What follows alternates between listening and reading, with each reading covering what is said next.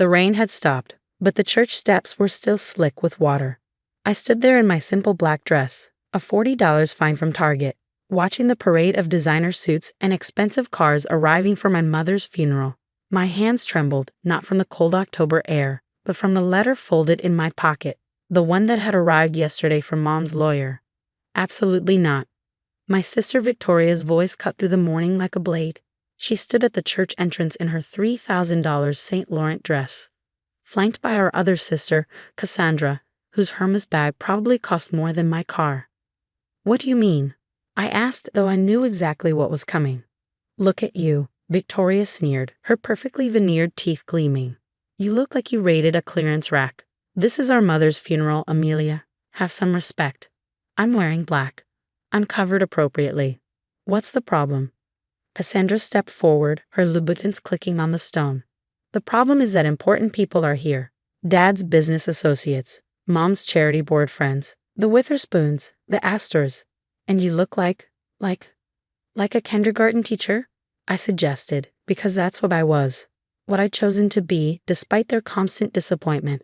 "Exactly," Victoria said, missing the irony entirely. "You're embarrassing the family. You've always been an embarrassment, but today of all days." No. Behind them, I could see other mourners starting to notice the commotion. My Aunt Patricia whispered to her husband. A few of Mom's society friends clutched their pearls, probably wondering what drama the Morrison sisters were creating now. "I'm here to say goodbye to our mother," I said quietly. "She wouldn't care what I'm wearing." Victoria laughed, a harsh sound that echoed off the church walls. Mother cared about appearances more than anyone. She'd be mortified. "Do you know what she used to say about you? My biggest failure. That's what she called you. Her kindergarten teacher daughter who threw away every opportunity." The words stung, even though I'd heard variations of them for years. When I turned down law school to get my teaching degree, when I'd moved to the inner city to teach at an underfunded school instead of marrying Richard Worthington II, when I'd shown up to family events in clothes from Target instead of Bergdorf Goodman. "Just leave," Cassandra said, checking her diamond-encrusted watch. "The service starts in 20 minutes. Go home, change into something decent if you even own anything decent, and maybe we'll let you sit in the back." "I'm not leaving." Victoria's face hardened. "Then we'll have security escort you out." Yes, we hired security. "We need you to try something like this." "Something like what?" "Attending my mother's funeral?" "Attending while looking like poverty incarnate," Victoria spat. "What would people think? That we don't take care of our own? That the Morrison family has fallen so low that one of us shops at discount stores?" I saw the security guards moving closer, two large men in black suits who looked uncomfortable with the situation but ready to follow orders. The church entrance was completely blocked now, my sister standing shoulder to shoulder, a wall of designer fabric and disdain. "Please," I said, hating the pleading in my voice. She was my mother too. "Then you should have acted like her daughter when she was alive," Cassandra said coldly, "instead of constantly disappointing her with your choices. Teaching snot-nosed brats for pennies, living in that horrible apartment, refusing every opportunity for advancement she offered. 20 years, Victoria added. 20 years of watching you waste your potential, and now you want to waste our time too? I don't think so." More people had gathered, the cream of New York society, watching this unfold like a particularly salacious Broadway show. I recognized faces from the society pages, from charity galas I'd been forced to attend over the years. All of them staring, whispering, judging. That's when I saw him. Marcus Pemberton, Mom's lawyer, pushing through the crowd with his assistant trailing behind. He was supposed to meet with us after the funeral for the will reading, but something in his expression suggested plans had changed. "Ladies," he said formally, then looked directly at me. "Ms. Morrison, I apologize for the timing, but given the circumstances, I believe this needs to be addressed immediately." Victoria rolled her eyes. "Marcus, we're about to begin the service. Whatever legal matters you have can wait until after." "I'm afraid not," Marcus said firmly, "especially considering you're currently bearing a primary beneficiary from attending." The words hung in the air like a challenge. Victoria's confident smirk faltered slightly. "What are you talking about?" Cassandra demanded. Marcus pulled out a thick envelope. "Your mother amended her will 6 months ago. She was quite specific about her wishes." He looked at me again. Ms. Amelia Morrison is the sole beneficiary of the entire estate.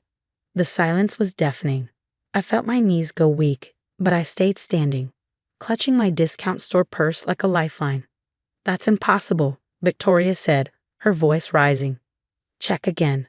There's been a mistake. No mistake? Marcus assured her. The houses in the Hamptons, Manhattan, and Aspen, the investment portfolio, the company shares, the liquid assets, everything. Approximately $30 million in total value. All left to Amelia. Cassandra grabbed the document from Marcus's hands, scanning it frantically. This is fraud. Mother wasn't in her right mind. We'll contest this. Your mother was evaluated by 3 separate physicians before making these changes, Marcus said calmly.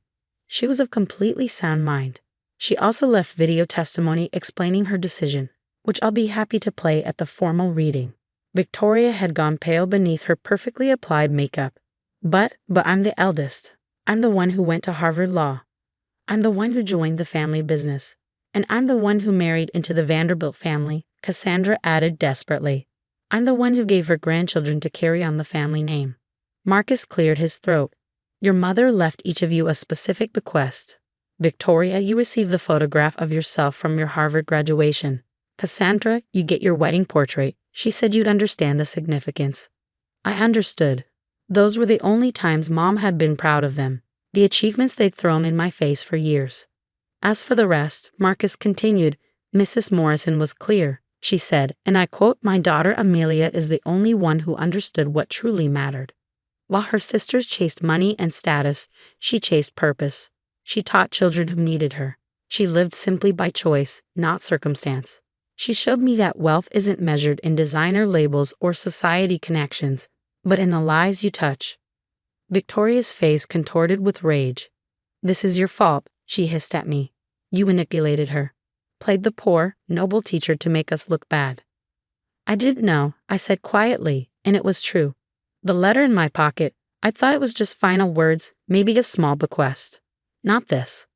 But there's more, Marcus said, and something in his tone made everyone freeze.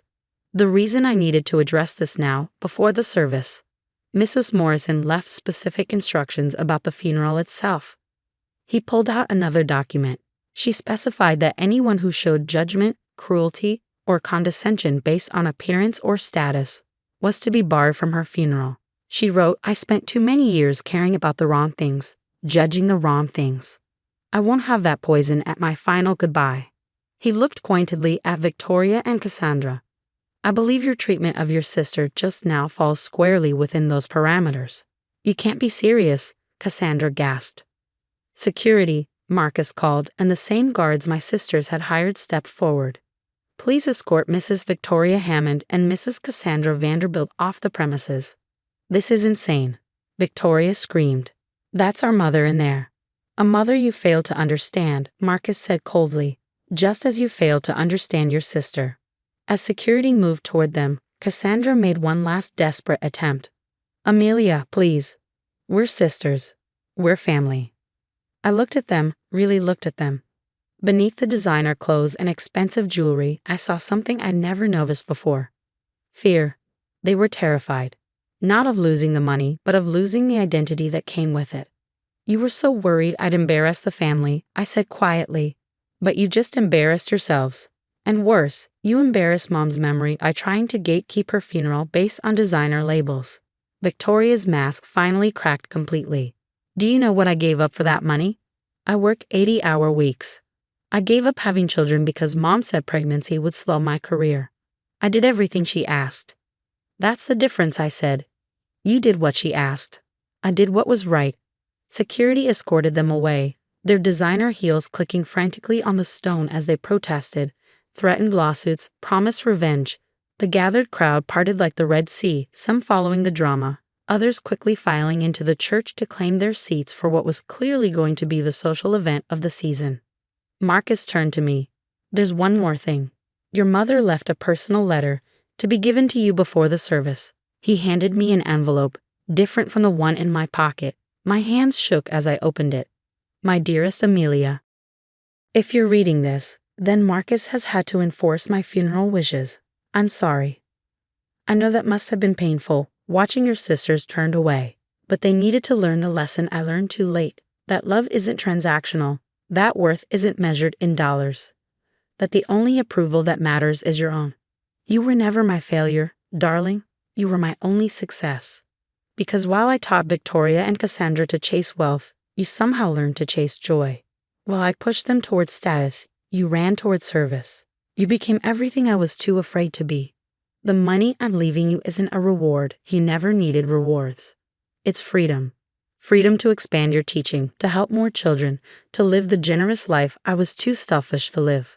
But here's my final secret, the one not even Marcus knows. The homeless woman you've been buying lunch for every Friday at the corner near your school. The one you talk to about books and life and dreams. That's your Aunt Caroline. My sister. I cut her off 40 years ago when she chose love over money, just like you did. She knows who you are. She's watched you for years, reporting back to me about your kindness, your genuine heart. She's the reason I changed my will. She showed me who you really were when you thought no one was watching. She'll be at the funeral, in the front row, wearing whatever she chooses, because that's what family does. They show up as they are, not as the world expects them to be. All my love, Mom. P.S. Check your coat pocket. I had Marcus put something there while you were reading this. I reached into my pocket with trembling fingers and pulled out a small velvet box. Inside was Mom's wedding ring, not the massive diamond she wore to impress society, but the simple gold band my father had given her when they were young and poor and in love. The one she'd hidden away after he died, after she'd remarried for money and status. She wanted you to know, Marcus said softly, that she remembered who she used to be. Before the money changed her, you reminded her of that person. I looked up to see a woman approaching, elderly, wearing a faded dress and worn shoes, but with eyes exactly like Mom's. Aunt Caroline. She smiled at me, a real smile full of warmth and shared secrets. You ready, sweetie? She asked, offering her arm. Your mom asked me to walk you in, said it was time to stop hiding family because they didn't fit the image. I took her arm, and together we walked into the church. The whispers followed us, but I didn't care. I was wearing a $40 dress from Target. My aunt was wearing clothes from a shelter, and we were the richest people in the room. During the service, I sat in the front row with Caroline, surrounded by empty seats where my sister should have been. But slowly, others joined us. My fellow teachers, who'd taken personal days to attend. The parents of children I taught, some in their work uniforms because they come straight from their jobs. The secretary from my school. The janitor who always saved the best supplies for my classroom. My family, my real family, the ones Victoria and Cassandra would never understand were worth more than all the society connections in the world. After the service, as people filed out, many stopped to whisper congratulations or condolences, already calculating how to curry favor with the new Morrison Harris. I ignored them all, focused on the woman beside me who'd spent 40 years on the streets rather than bow to my mother's demands. So, Caroline said with a wry smile, what are you going to do with all that money? I thought about it, about the school that needed new computers, about the breakfast program we couldn't afford, about the after-school center that was about to close, about the brilliant students who couldn't afford college. Change lives, I said. The same thing I've always done, just with a bigger budget. She squeezed my hand. Your mother would be proud. The real her, not the one she pretended to be. Outside, I saw Victoria and Cassandra standing by their cars, mascara running, still screaming at lawyers on their phones. They looked broken, lost like children who just discovered Santa wasn't real. I felt sorry for them. All those years chasing Mom's approval, never realizing the price of that approval was their souls. Marcus appeared at my elbow. The formal will reading is Monday. But if you need anything before then. Actually, I said, watching my sisters, set up trust funds for Victoria's future children and Cassandra's kids. College funds. But with one stipulation, the money can only be used for education, not trust fund lifestyles. He raised an eyebrow. That's generous, considering. My mother left me $30 million because I understood what mattered, I said. It would be pretty hypocritical if I forgot that lesson now. He nodded and made a note. Anything else? The houses. I want to convert them. The Hampton estate becomes a summer camp for inner-city kids. The Aspen House, a retreat for teachers. The Manhattan Penthouse, I smiled. That becomes transitional housing for families getting back on their feet. And where will you live? I thought about my little apartment with its leaky faucet and temperamental heating. The place my sisters mocked, but where I've been happier than they ever been in their mansions. Right where I am, I said. Maybe I'll fix the faucet, though.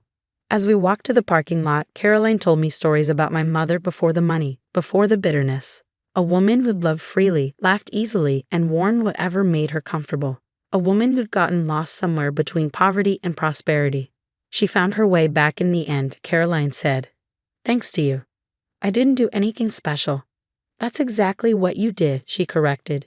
You didn't do anything special. You just lived according to your values.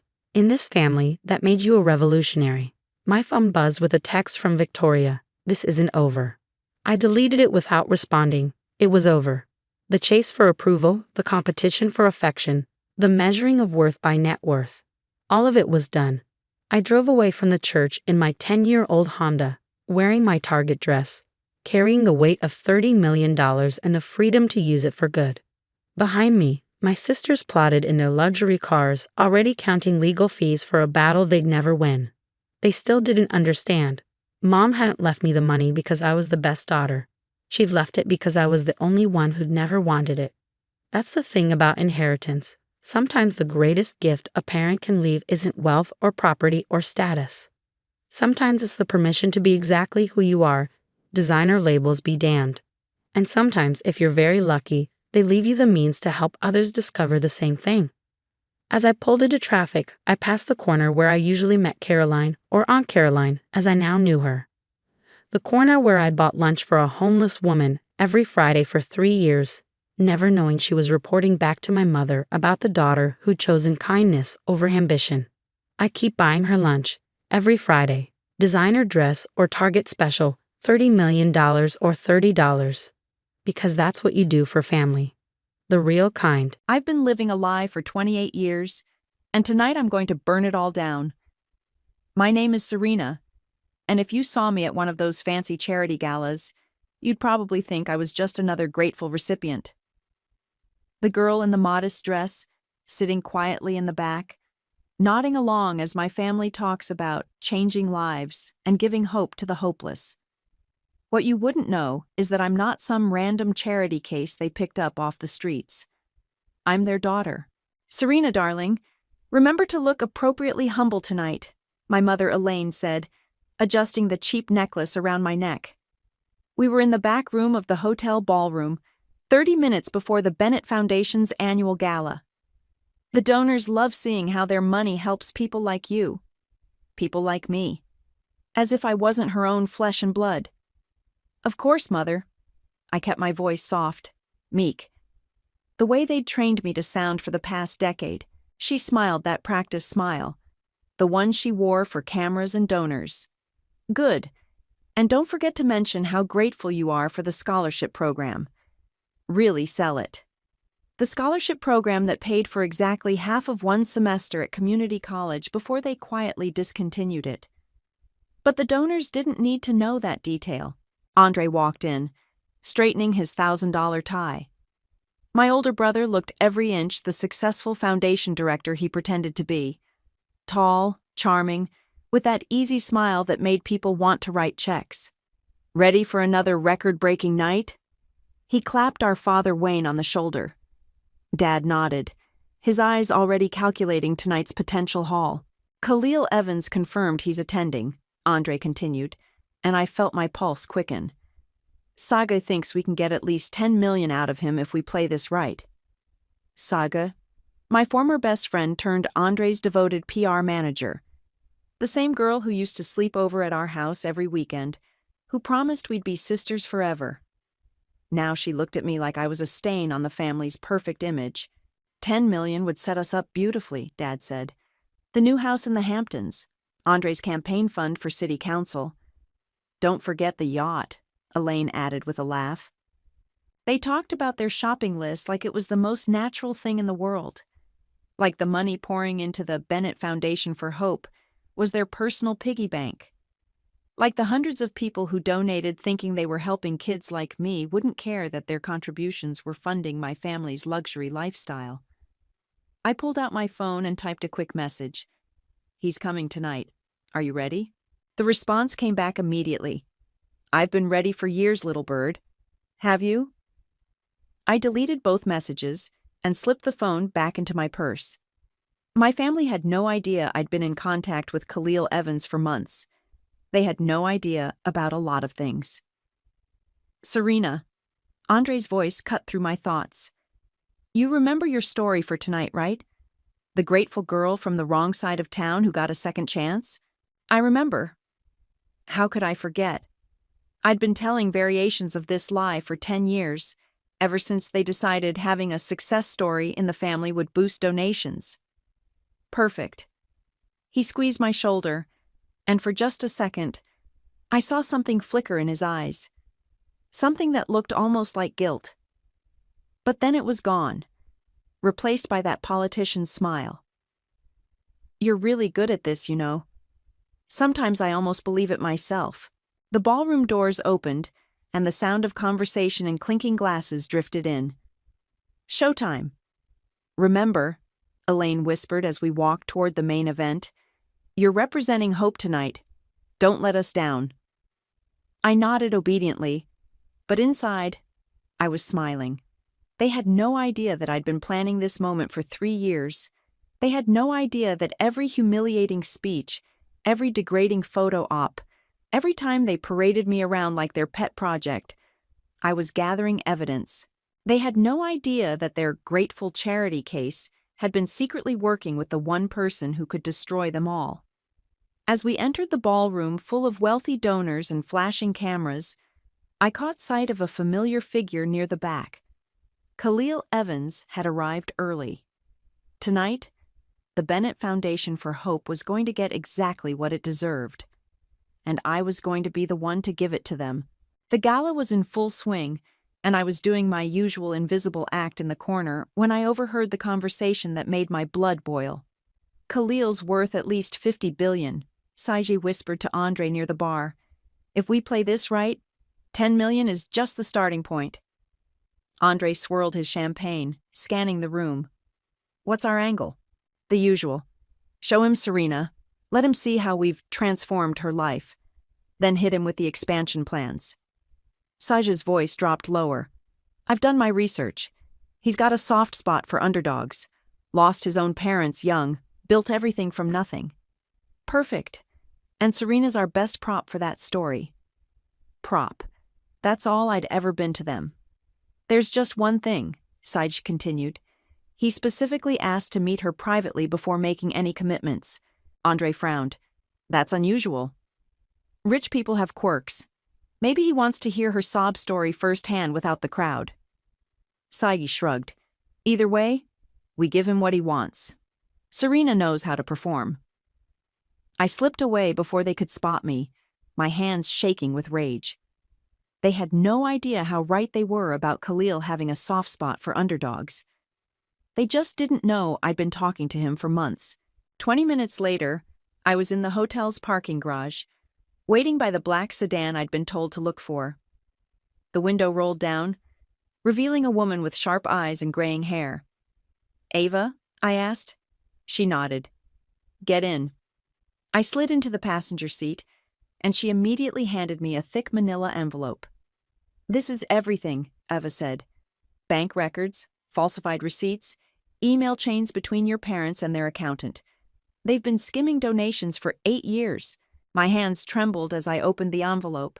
Page after page of evidence. Money meant for homeless shelters diverted to pay for Andre's BMW. Funds earmarked for children's programs used to cover Elaine's shopping sprees in Paris. How much? I whispered. Conservative estimate? 4.7 million. That's just what I could trace. I stared at a bank statement showing a $50,000 transfer labeled Emergency Housing Assistance that went straight to paying for my parents' kitchen renovation. The scholarship program they're always bragging about? Eva continued. Funded exactly 12 kids over 5 years. Total cost, $38,000. They raised over $2 million specifically for that program. Where's the rest? Andre's political campaign fund, your mother's consulting fees, Your father's investment portfolio. Eva's voice was cold with disgust. They've turned charity into their personal ATM. I closed the envelope, my decision crystallizing. This will destroy them. Completely. But Serena, once this goes public, there's no going back. Your family will never forgive you. They stopped being my family the day they decided I was worth more to them as a lie than as a daughter. Ava studied my face. Khalil said you were ready, but I had to be sure. Some people can't pull the trigger when it comes to family. Khalil's been more of a father to me than Wayne ever was. I tucked the envelope into my purse. When do we do this? Tomorrow night during his speech. I'll upload everything to the website we built. Every donor in that room will get the documents sent directly to their phones. My phone buzzed. A text from an unknown number. Meet me at the penthouse. 1 hour. Come alone. K. I showed Eva the message. She nodded. He's ready to finalize the plan. You sure you can handle seeing him without your family getting suspicious? They think I'm in my room with a headache.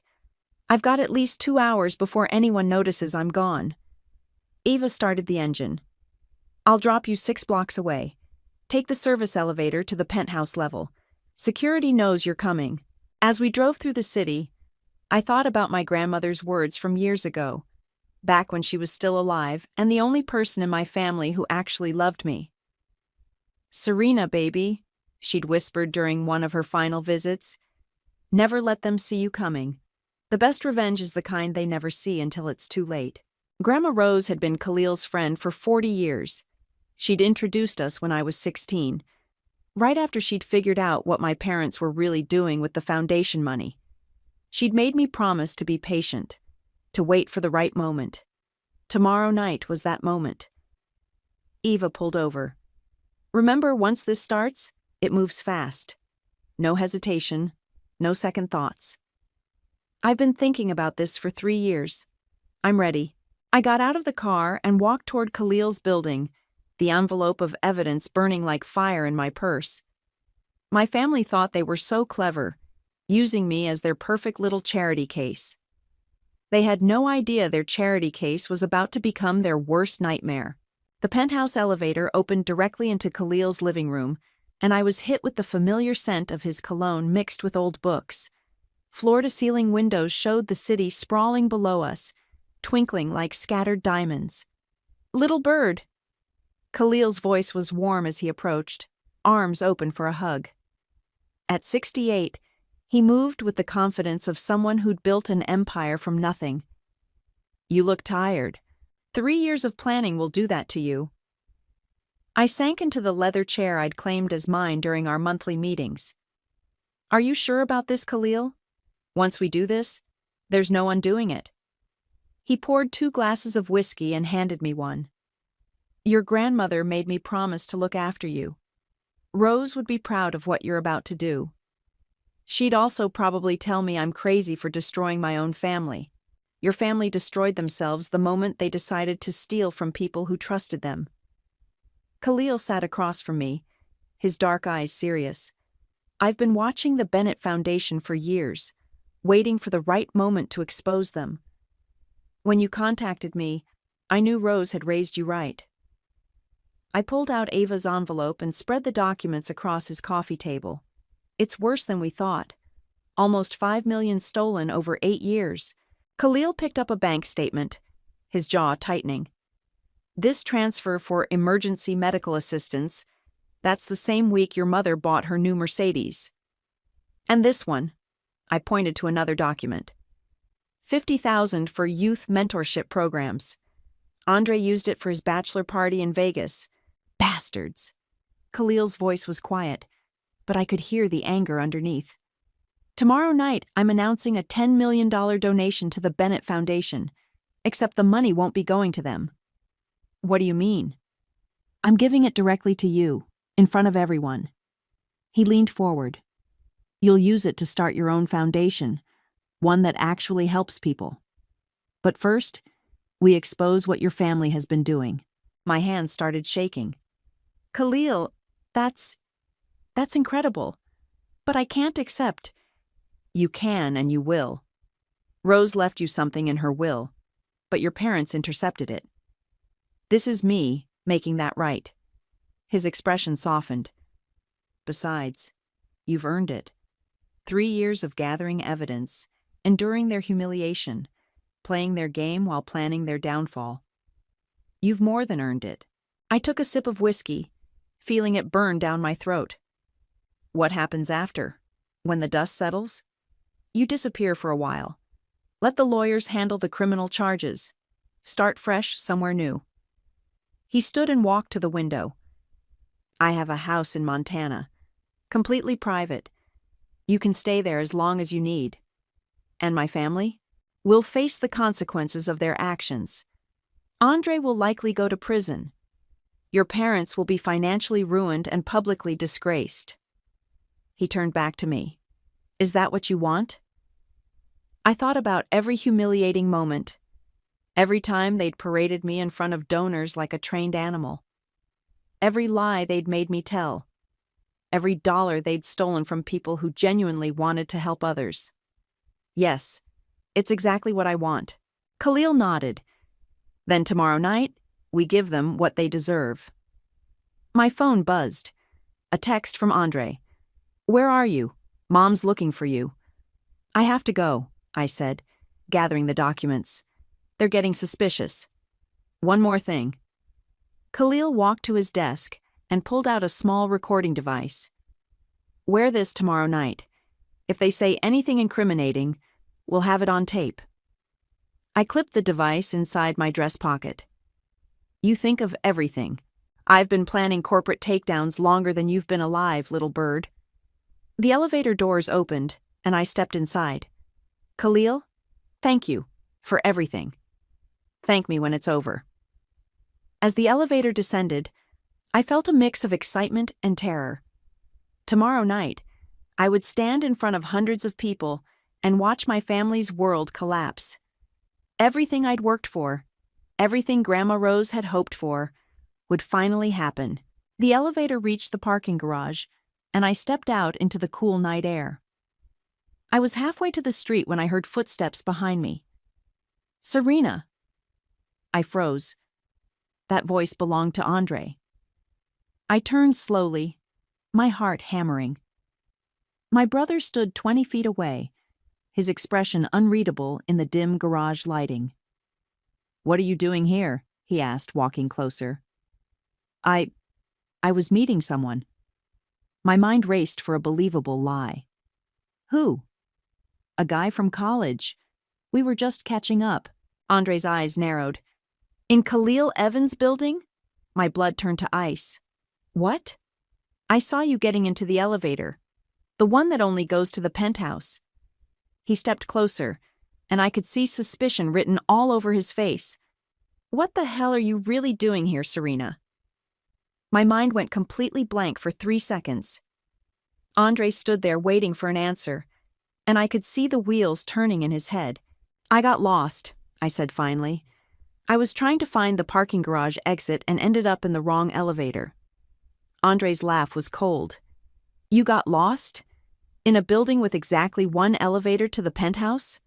I'm not lying. Bullshit. He pulled out his phone.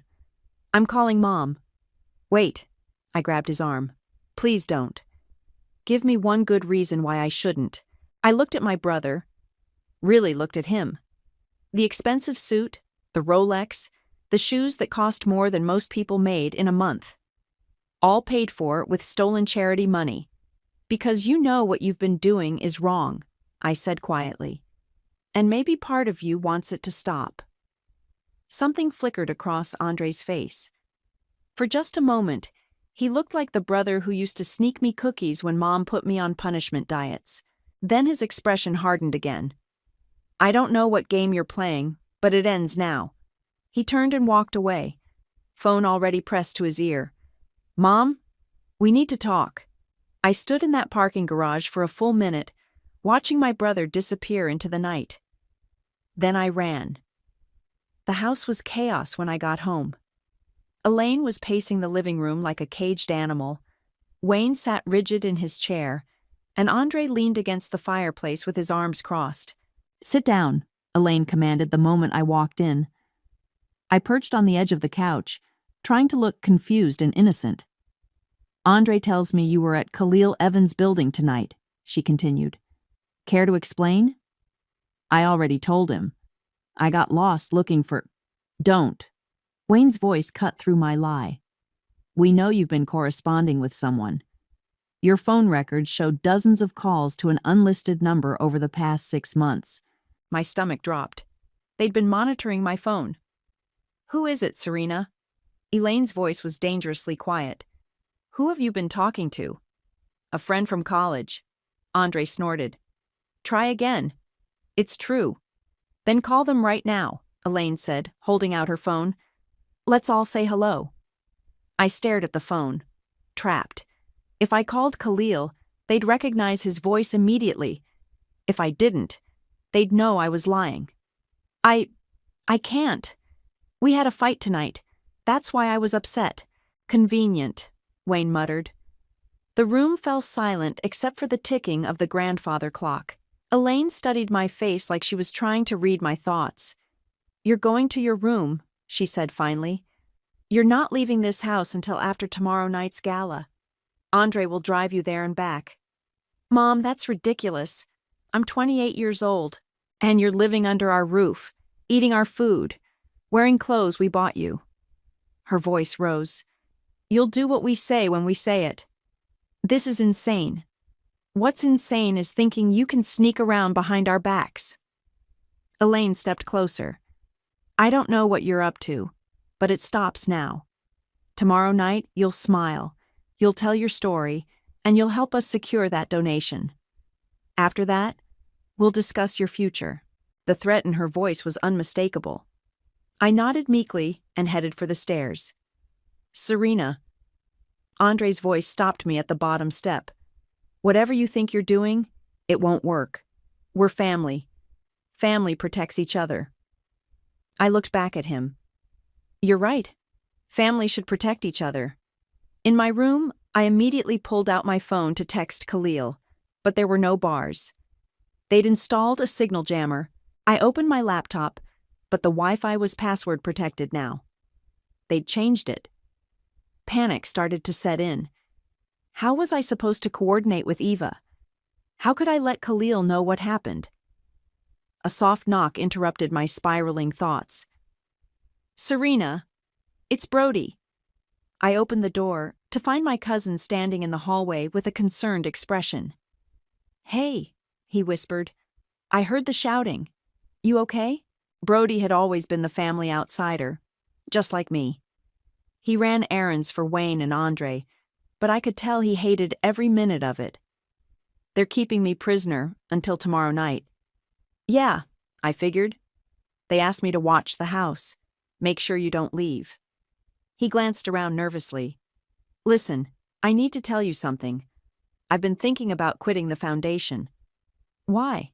"Because I know what they're doing with the money. I've seen the real books." His voice dropped even lower. "I can't be part of it anymore." I stared at my cousin, seeing an opportunity. "Brody, I need your help." "What kind of help?" "The kind that might get us both in trouble." He was quiet for a long moment. Then, "What do you need?" I pulled him into my room and closed the door. "Can you get a message to someone for me?" "Depends on who." "Khalil Evans." Brody's eyes widened. "The billionaire?" "Serena, what the hell are you mixed up in?" "Something that's going to change everything.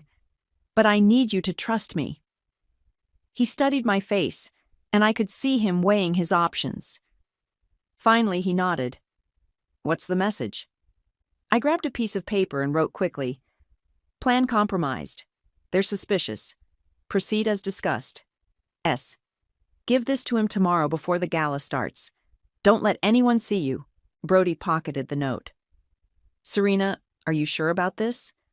"More sure than I've ever been about anything." After he left, I sat on my bed and stared out the window. Tomorrow night, everything would change. My family thought they had me trapped, but they had no idea what was coming. I just had to survive the next 18 hours. The day of the gala crawled by like torture. Andre stationed himself outside my room most of the morning, and Elaine kept finding excuses to check on me every hour.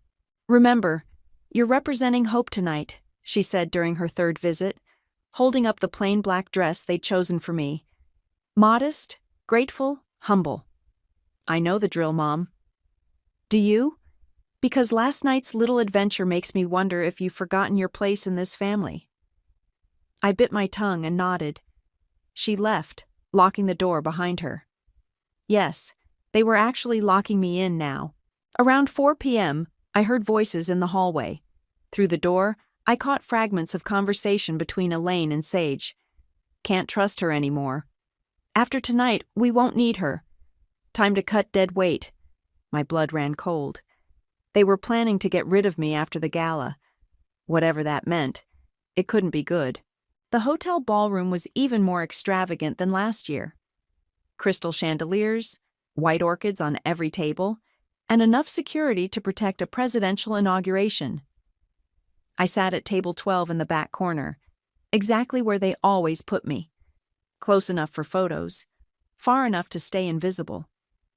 "You look nervous," Brody whispered, sliding into the seat next to me. "Did you deliver the message?" "Yeah. His security guy took it. Said Mr. Evans got it."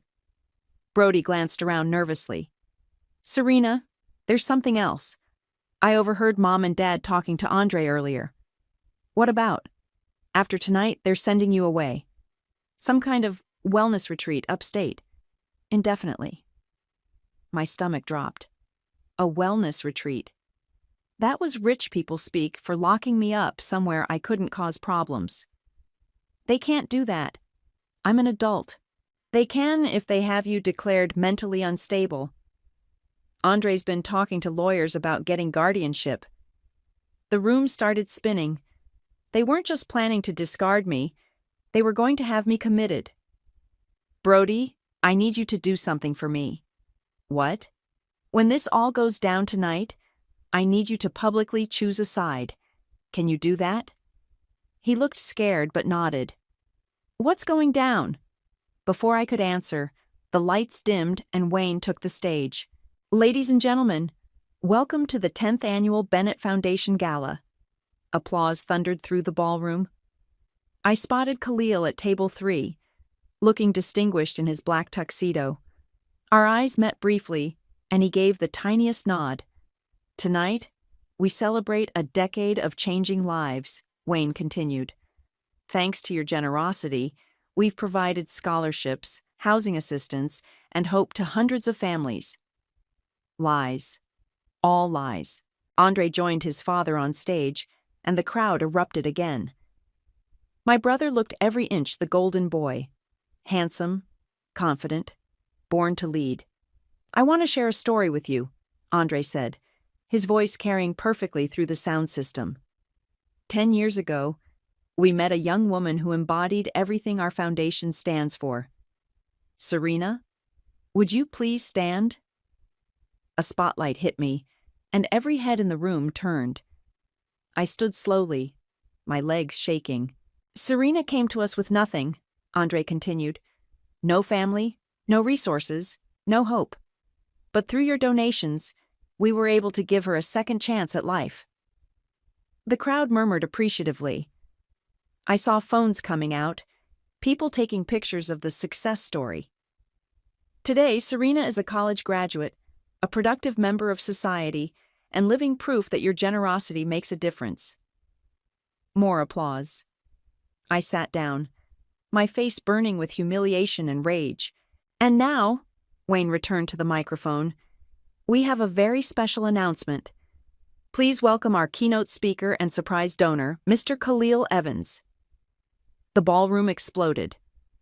Khalil rose from his table and walked to the stage with the confidence of someone who owned half the city. "Thank you," he said, his voice commanding instant silence. "I'm honored to be here tonight." My phone buzzed. A text from an unknown number. "Website is live. Documents uploading now." Ava. She was here somewhere. probably disguised as waitstaff or security. The Bennett Foundation has quite a reputation, Khalil continued. Tonight, I'd like to make that reputation even stronger. I watched Andre and Wayne exchange excited glances. They thought they were about to get their $10 million payday. But first, Khalil said, I'd like to hear from someone who knows this foundation better than anyone. Serena, would you join me on stage? The spotlight found me again. This wasn't part of the plan. What was Khalil doing? Go on, Brody whispered. This is it. I stood on shaking legs and walked toward the stage. Every step felt like walking to my execution. The crowd watched in curious silence as I climbed the steps. Khalil handed me the microphone, his eyes warm and encouraging. Tell them about your experience with the Bennett Foundation, he said quietly. I looked out at the sea of faces. Wealthy donors, society photographers, local politicians, all waiting to hear my grateful little speech. In the back of the room, I spotted Eva near the service entrance, giving me a thumbs up. My family sat at the head table, beaming with pride. They thought I was about to deliver the performance of my life. They were right, just not the performance they expected. I raised the microphone to my lips. My name is Serena Bennett, I said, my voice carrying clearly through the ballroom, and everything you just heard about me is a lie. The room went dead silent. The silence in the ballroom was deafening. You could have heard a pin drop as hundreds of people stared at me in confusion. I'm not a charity case, I continued, my voice growing stronger. I'm Wayne and Elaine's daughter, Andre's sister. For 10 years, they've been using me as a prop to manipulate your emotions and open your wallets. Gasps rippled through the crowd. I saw phones being pulled out, cameras starting to record. Serena, get down from there right now, Elaine hissed from the head table, but her microphone wasn't on. Only I could hear her. The scholarship program they're so proud of. It helped exactly 12 kids in 5 years. Total cost, $38,000. You donated over $2 million specifically for that program. I looked directly at the crowd. Where do you think the rest went? Andre was moving toward the stage now, his face a mask of panic and rage. Wayne sat frozen, his mouth hanging open. Check your phones, I said. Right now. Check your emails. The buzz started immediately as people pulled out their devices. I watched faces change from confusion to shock to outrage as Eva's documents hit their inboxes. Bank records, I announced. Falsified receipts. Email chains between my parents and their accountant. $4.7 million stolen from your donations over 8 years. She's having a breakdown, Andre shouted, reaching the stage. Someone call security. But Khalil stepped between us, his presence commanding. Let her finish. The emergency housing fund? Paid for my mother's kitchen renovation? The youth mentorship program? Andre's bachelor party in Vegas? The medical assistance fund? Mom's new Mercedes? The crowd was in chaos now. People were standing, shouting, waving their phones in the air. I could see the evidence spreading in real time as people forwarded emails and shared screenshots. You're destroying everything, Sajay screamed from somewhere in the crowd. How could you do this to your own family? They stopped being my family the day they decided I was worth more to them as a lie than as a daughter, I shot back. Andre lunged for the microphone, but hotel security appeared out of nowhere, blocking his path. I realized Eva must have coordinated this. Real security, not the foundation's hired muscle. Ladies and gentlemen, Khalil's voice cut through the chaos as he took a second microphone. I came here tonight to make a $10 million donation. The room quieted slightly, people straining to hear. But I won't be giving it to the Bennett Foundation. He turned to me with a smile. I'm giving it to Serena to start her own foundation, one that will actually help people. The crowd erupted again, but this time it was different. I could hear applause mixed with the angry shouts. This is insane! Wayne finally found his voice, standing at the head table. She's lying. She's mentally unstable. "The documents don't lie," someone shouted from the crowd. "I'm looking at bank records right here." "My God," another voice called out. "They used my donation for a vacation in Europe." More people were standing now, waving their phones, sharing what they were seeing. The evidence was spreading like wildfire. "Serena!" Brody's voice cut through the noise. He was standing on his chair addressing the crowd. "I work for the foundation. I've seen the real books. Everything she's saying is true." My cousin, quiet, scared Brody, was publicly choosing my side. "You little traitor!" Elaine shrieked at him. "No," Brody shot back. "I'm done being part of this lie." Security was moving through the crowd now, and I realized they weren't hotel security. They were law enforcement. Eva had called in the FBI. "Wayne Bennett, Andre Bennett, Elaine Bennett," a voice announced over the sound system. "You're under arrest for wire fraud, money laundering, and charitable fraud." The ballroom exploded into complete pandemonium. Cameras flashed as federal agents moved toward the head table. Andre tried to run but was tackled by 2 agents near the exit. "This is all her fault," Elaine screamed as handcuffs clicked around her wrists. "She planned this. She's the criminal." "Actually," Eva's voice came through clearly as she approached the stage, badge in hand. "She's the whistleblower, FBI Financial Crimes Division. We've been investigating the Bennett Foundation for 2 years." I stared at Eva in shock. 2 years? Your grandmother contacted us before she died. She suspected what was happening, but needed proof. When you reached out to Khalil, he connected you with our investigation. The pieces clicked into place. Grandma Rose hadn't just introduced me to Khalil. She'd set this whole thing in motion. "You used me," I said to Eva. "You used each other. You wanted justice. We needed evidence. It worked out perfectly." On the floor below, my parents were being led away in handcuffs. Andre was shouting something about lawyers and wrongful arrest. Saijay had disappeared entirely. The crowd was a mix of outraged donors, excited reporters, and confused staff. But in the chaos, I spotted something that made my heart sink. Khalil was watching me with an expression I'd never seen before. Not pride or satisfaction, but something that looked almost like pity. "What happens now?" I asked him. "Now you live with what you've done," he said quietly. "Revenge always comes with a price, little bird, even when it's justified." As the ballroom continued to spiral into chaos around us, I realized he was right. I'd gotten everything I wanted. So why did I feel so empty? The chaos in the ballroom reached a fever pitch as news crews pushed through the crowd, shoving cameras and microphones at anyone willing to talk. I stood on that stage watching my family's empire crumble in real time. "Serena Bennett, Channel 7 News." A reporter had somehow made it onto the stage. "How long have you been planning this exposé?" Before I could answer, Khalil stepped in front of me. "No interviews tonight. Mr. Evans, can you comment on your relationship with the whistleblower?"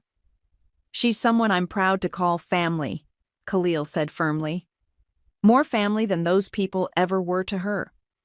Down on the ballroom floor, Wayne was screaming at the FBI agents. "This is a setup. My daughter is mentally ill. She's been in therapy for years. Actually, sir, we have recordings that suggest otherwise," Agent Eva replied, holding up a small device.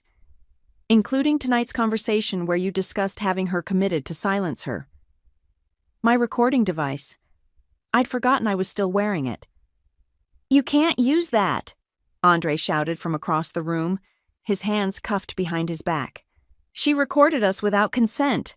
Federal investigation trumps state wiretapping laws," Eva said coolly. "Plus, we have 3 years of financial records. The recordings are just icing on the cake." A woman I recognized as Mrs. Patterson, one of the foundation's biggest donors, pushed through the crowd toward the stage. Her face was red with fury. "I gave you people $50,000 last year," she yelled at the agents leading my parents away. "$50,000 for homeless shelters. You spent it on jewelry.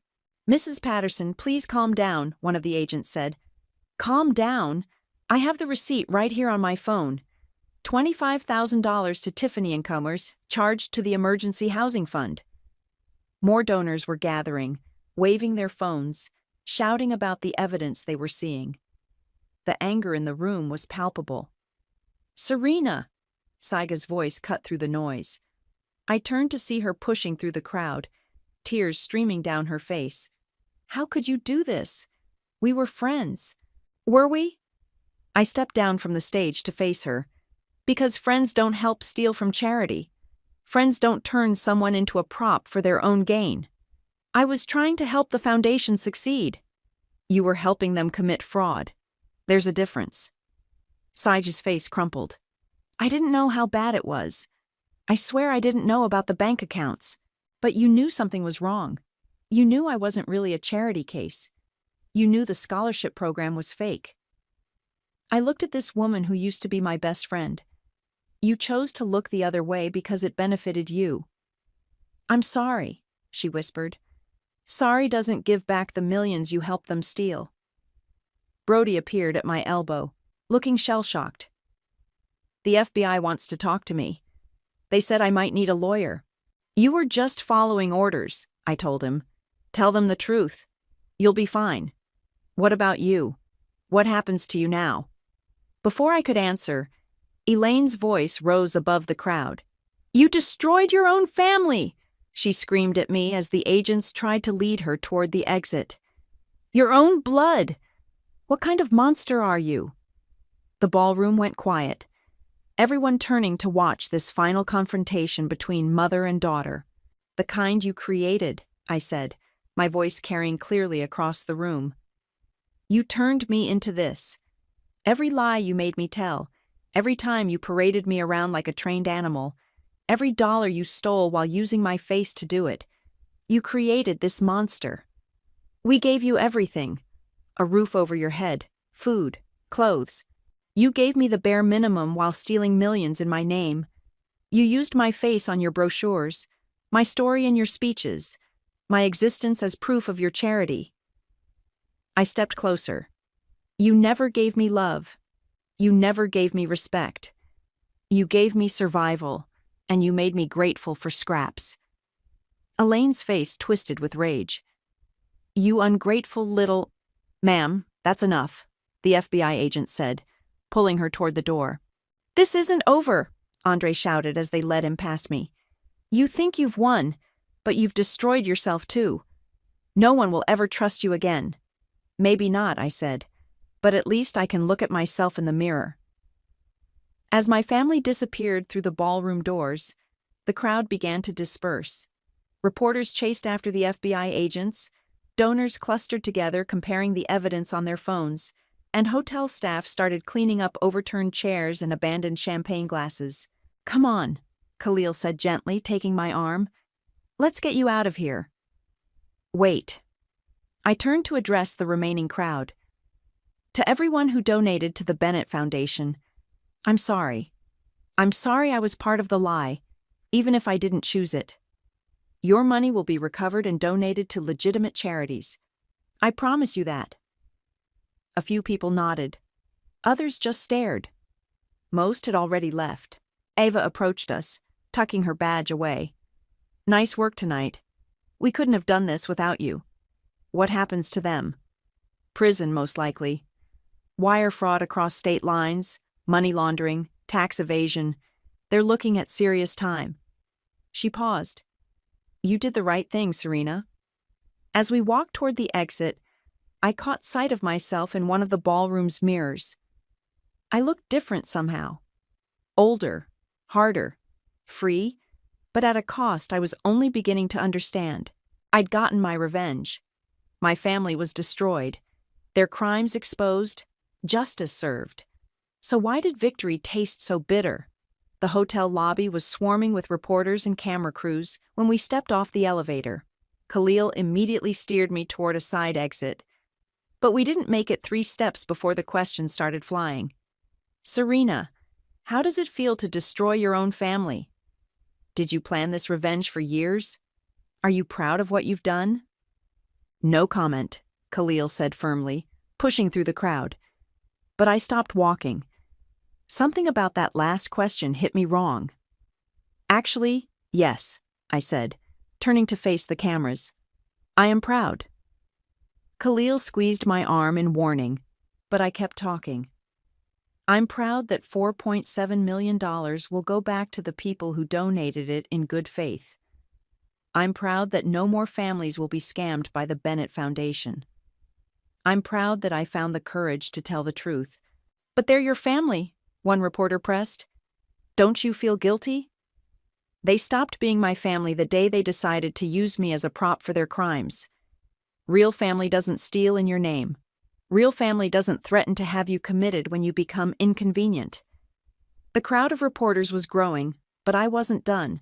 To everyone watching this, if someone in your life is using you, manipulating you, making you feel grateful for basic human decency, that's not love. That's control. And you deserve better. Khalil guided me through the crowd toward his car. Feel better? He asked once we were safely inside. Actually, yeah. I do. Good. Because we have work to do. The next morning, I woke up in Khalil's guest room to the sound of my phone buzzing nonstop. Text messages, missed calls, social media notifications. The story had gone viral overnight. I scrolled through the messages. Most were supportive, but some were brutal. Family destroyer. Ungrateful daughter. You're just as bad as them. But then I saw one that made me smile. Thank you for having the courage to speak up. My sister was in a similar situation with our family business. Your story gave her the strength to report them too. Sarah. Another. I donated $5,000 to your family's foundation last year. Seeing those bank records made me sick, but knowing someone had the guts to expose it gives me hope. Michael. And another. I work for a nonprofit. We see this kind of fraud more than people realize. You're a hero. Jennifer. Khalil knocked on the door. There's someone here to see you. I found Brody in the living room, looking exhausted but relieved. The FBI cleared me, he said.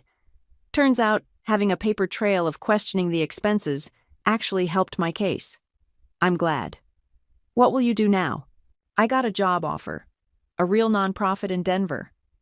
They need someone who understands how these scams work, so they can prevent them. He paused. They asked if I knew anyone else who might be interested. I looked at Khalil, who was smiling knowingly. The $10 million is still yours, he said. But if you want to use it to start a legitimate foundation, I know some people who could help. What kind of foundation? One that helps people escape toxic family situations, provides legal aid, counseling, financial support for people trying to break free from abuse or manipulation. The idea hit me like lightning. The Rose Foundation, named after Grandma. She'd love that, Khalil said softly. 3 weeks later, I stood outside the courthouse as Andre was led away in handcuffs. He'd been sentenced to 8 years for fraud and money laundering. Wayne got 6 years. Elaine got 4. Any comment? A reporter asked as I walked down the courthouse steps. Justice was served. That's all I have to say. But as I reached the sidewalk, I heard someone calling my name. I turned to see Saig running toward me, tears in her eyes. Serena, wait. I stopped, but kept my distance. I testified against them, she said breathlessly. I told the prosecutors everything I knew. I know it doesn't make up for what I did, but it's a start, I said. What will you do now? I don't know. No one in PR will hire me after this scandal. She wiped her eyes. I deserve that, I guess. Maybe, but everyone deserves a second chance to do the right thing. I pulled out my phone and scrolled to a contact. There's a crisis center in Phoenix that needs a communications director. They help abuse survivors rebuild their lives. The pay is terrible, but the work matters. Saiji stared at the number I'd written down for her. Why would you help me? Because someone helped me when I needed it most. Maybe it's time to pass that forward. That evening, I sat in Khalil's study, signing the paperwork to officially establish the Rose Foundation. The first grant would go to a legal aid clinic that helps people escape conservatorships and guardianships. The second would fund a hotline for people trapped in family abuse situations. Your grandmother would be so proud, Khalil said, watching me sign the documents. I hope so. I still can't believe she set all this in motion before she died. Rose always said the best revenge was living well and helping others do the same. He smiled. Looks like you're doing both. My phone buzzed with a text from an unknown number. Saw your story on the news. My parents have been stealing from their charity too. Can you help me figure out how to stop them? Alex? I showed Khalil the message. Looks like we're going to be busy. Good, he said. The world needs more people willing to tell the truth, no matter the cost. I looked out the window at the city lights below. Somewhere out there, my parents were in prison cells, paying for their crimes. Andre was probably planning his appeal. The Bennett Foundation was dissolved, its assets being distributed to legitimate charities. I'd lost my family, but I'd gained something more valuable: my integrity, my voice, and a purpose that actually mattered. The revenge was complete, but more importantly, the healing could finally begin. Not just for me, but for everyone who'd been brave enough to reach out and say, "Help me tell the truth too." That was worth more than any family I'd ever had. Lexis, honey, we need to talk. Those 6 words from my mother's mouth should have been my first warning. Nothing good ever followed that phrase in the Sanders household. But there I was, 30 years old, sitting at their kitchen table like I was still 16 and about to get grounded for missing curfew. My name is Lexis, and I've been the family ATM for as long as I can remember. Your father and I have been doing some soul-searching, Mum continued, her manicured fingers wrapped around a coffee mug that probably cost more than my weekly grocery budget. We've realised we need to reconnect with our spiritual selves. Dad nodded enthusiastically from his spot by the window, though his idea of spirituality usually involved finding the TV remote without getting up from his recliner. That sounds wonderful, I said, already calculating in my head how much this was going to cost me. Are you thinking about joining a meditation group, maybe some yoga classes? Mom laughed, that tinkling sound she made when she thought someone was being adorably naive. Oh, sweetheart, we're thinking much bigger than that. We want to travel, really travel, experience different cultures, find ourselves. For how long? A year?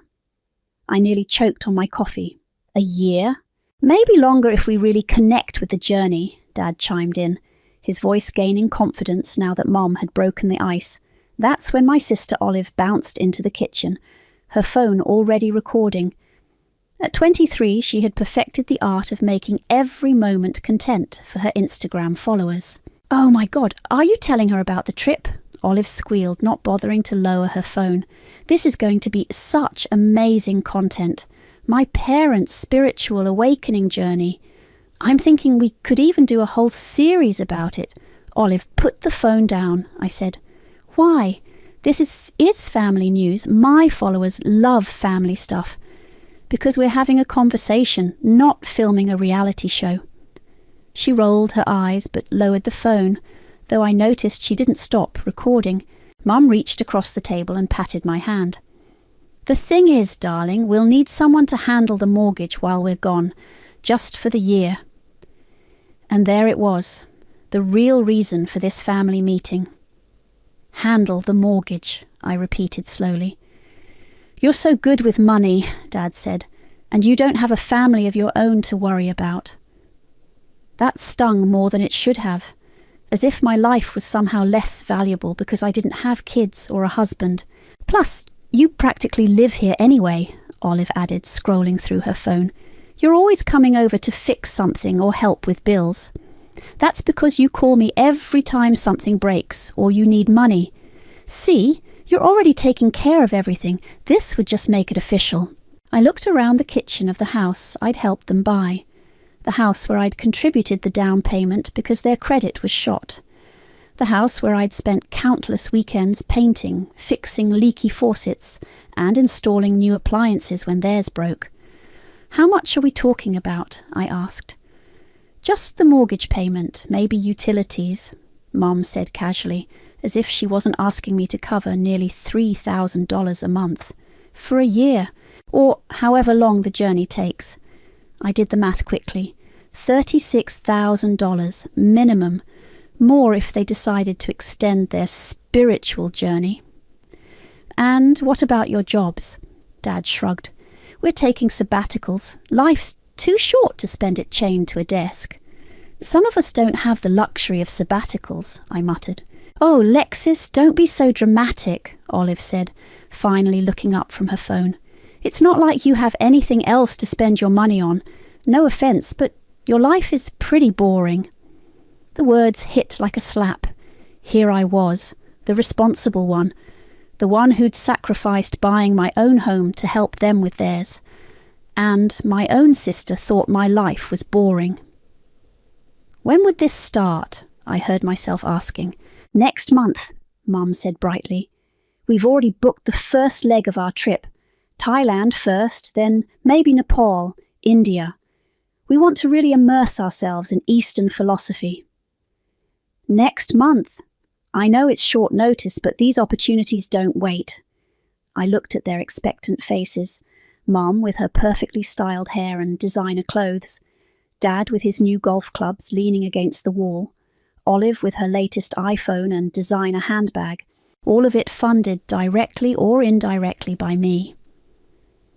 "Okay," I said quietly. "Okay." Mum's face lit up. "I'll handle the mortgage." They erupted in cheers and thank yous, but I barely heard them. I was too busy thinking about the conversation I'd had with my lawyer friend Martina 6 months ago, when I'd first started getting suspicious about my family's financial planning. "Always protect yourself, Lexis," she'd said. "Family or not, business is business." I smiled and accepted their hugs, but inside, something cold and calculating was taking shape. They had no idea what they'd just agreed to. The memory hit me like a freight train as I sat in Martina's law office the next morning. 3 years ago, standing in this same building, signing papers that would change everything. "Are you sure about this, Lexis?" the mortgage broker had asked, sliding the documents across his desk. "Co-signing is a big responsibility." Mum had squeezed my shoulder. "She's sure. Lexis always comes through for family." Dad had been fidgeting with his tie. "We really appreciate this, sweetheart. Without your credit score and down payment, we never could have qualified." "It's temporary," Mum had added quickly, "just until we get back on our feet financially." That was 3 years ago. They'd never gotten back on their feet. Instead, they'd gotten comfortable letting me carry the weight. "You look like someone who needs strong coffee," Martina said, pulling me back to the present. She set a steaming mug in front of me and settled into her chair. "So, the spiritual journey?" "A year, maybe longer. And they want you to cover the mortgage. $3,600 a month, including utilities." Martina whistled low. "That's over 40 grand a year." "I know. Do you have that kind of money?" I laughed bitterly. "I would have if I hadn't spent the last 3 years bailing them out of every financial crisis they've created." Martina pulled out a legal pad and started writing. "Tell me about the original mortgage agreement. Standard co-signer situation. My name's on everything because their credit was garbage. Everything. The mortgage, the deed, all of it. They needed my income and credit score to qualify.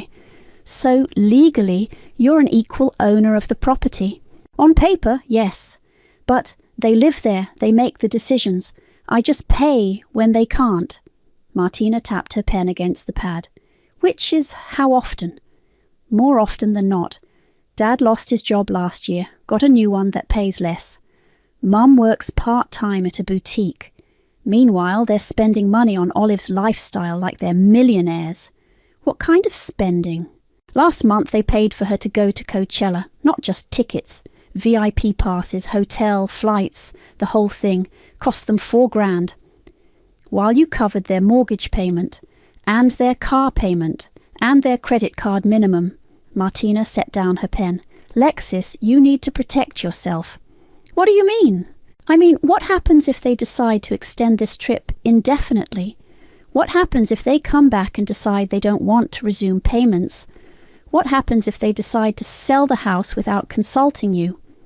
I hadn't thought about any of that. They wouldn't they? You just told me they spent $4,000 on a music festival while you paid their bills. The truth of it settled in my stomach like a stone. What are my options? Martina pulled out a fresh sheet of paper.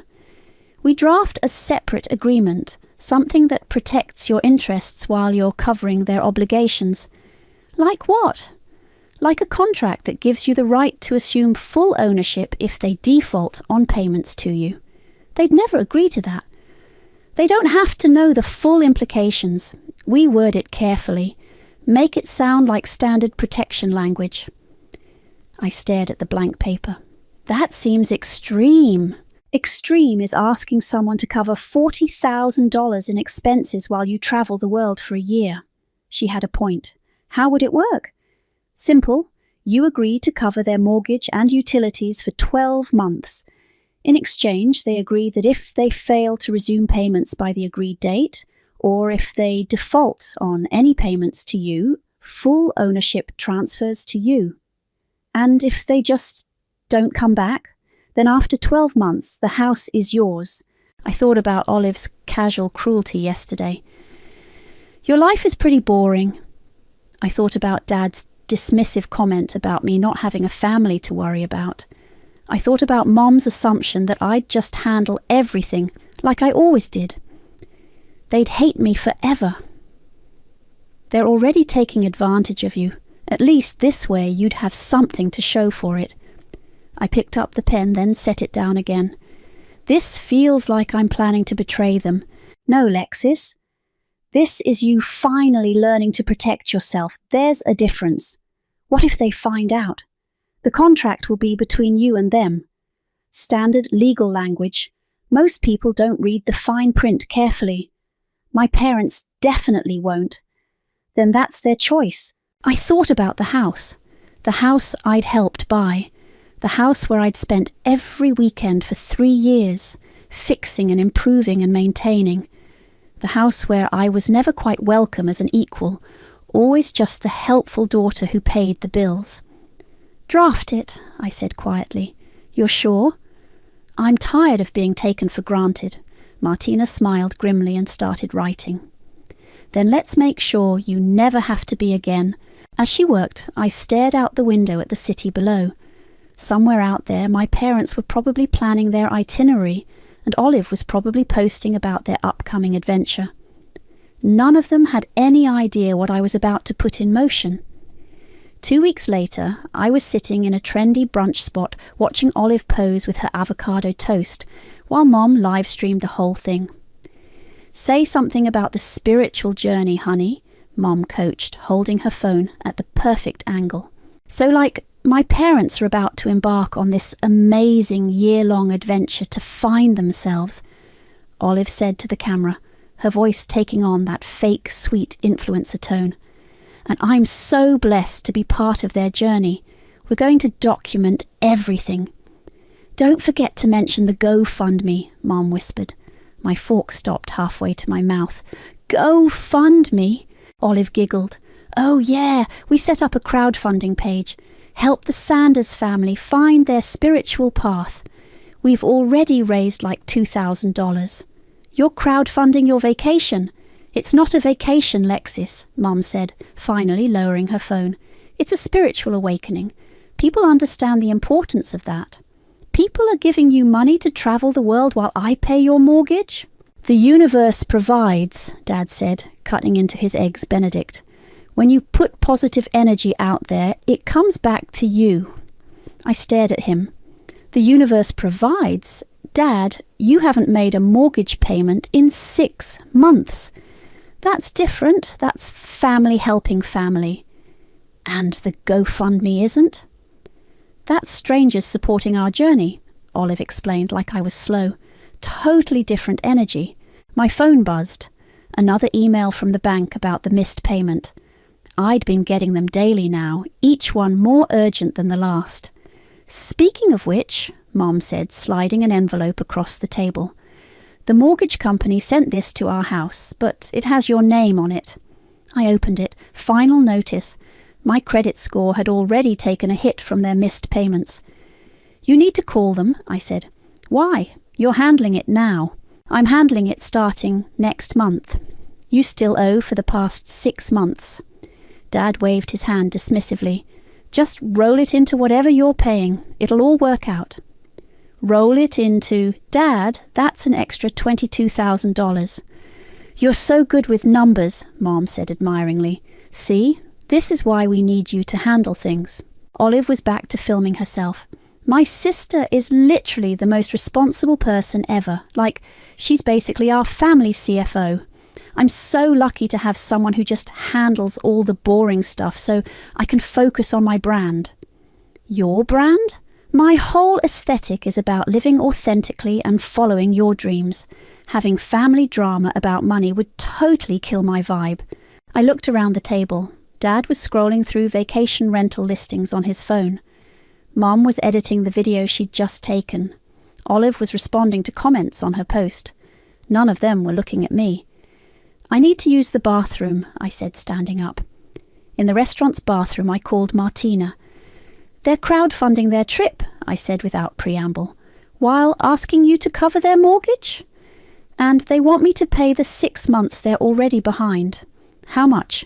$22,000 on top of the $43,000 I'm already committing to. Martina was quiet for a moment. Lexis, are you recording any of these conversations? What? No. Why would I? Because if this goes south, you'll want documentation of their attitude about money and responsibility. It's not going south. I'm just frustrated. Start recording. Trust me. When I got back to the table, Olive was showing Dad something on her phone. Look at this comment, she was saying. This woman donated $50 and said our journey inspired her to book her own trip to Bali. That's wonderful, Dad said. See how we're already making a positive impact? What about the positive impact of paying your own bills? I asked. The table went quiet. Lexis, honey, Mum said carefully, you seem stressed. Maybe you should consider some meditation. It might help with your negative energy. My negative energy? You've been very tense lately, very focused on material things. Material things like your mortgage. Money isn't everything, Olive said, not looking up from her phone. Like, I know you're super into your whole responsible thing, but there's more to life than spreadsheets and bank statements, says the person whose lifestyle I've been subsidizing for 3 years. Subsidizing? Olive finally looked at me.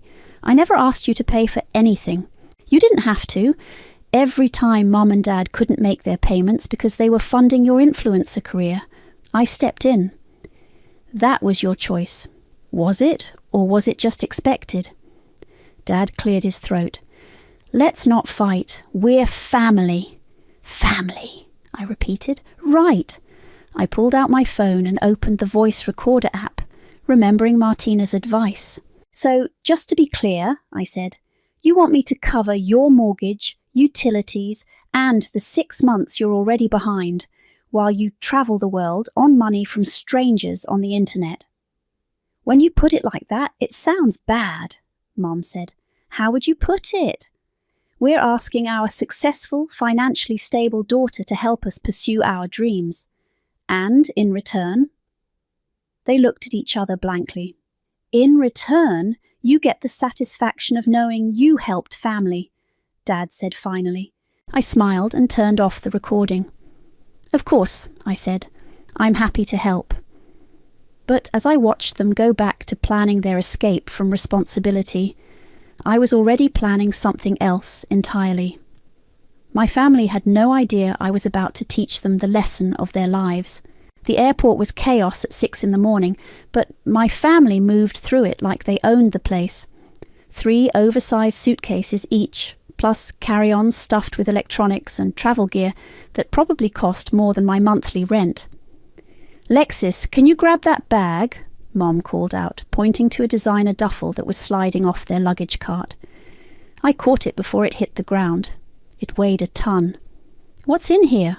"Olive's camera equipment," Dad said, wrestling with his own suitcase. "She's going to document the whole journey." "Professional documentation," Olive corrected, adjusting her travel outfit that looked like it came straight from a fashion magazine. "This is going to be huge for my brand. I'm thinking Netflix documentary huge." We made it to the check-in counter after 20 minutes of waiting in line. The airline agent looked at their pile of luggage with barely concealed horror. "That's going to be $800 in overweight fees," she said. Mum turned to me expectantly. "Lexis, honey, can you—" "Cover it," I finished, pulling out my credit card. "Of course." The agent processed the payment while my family chatted excitedly about their first destination.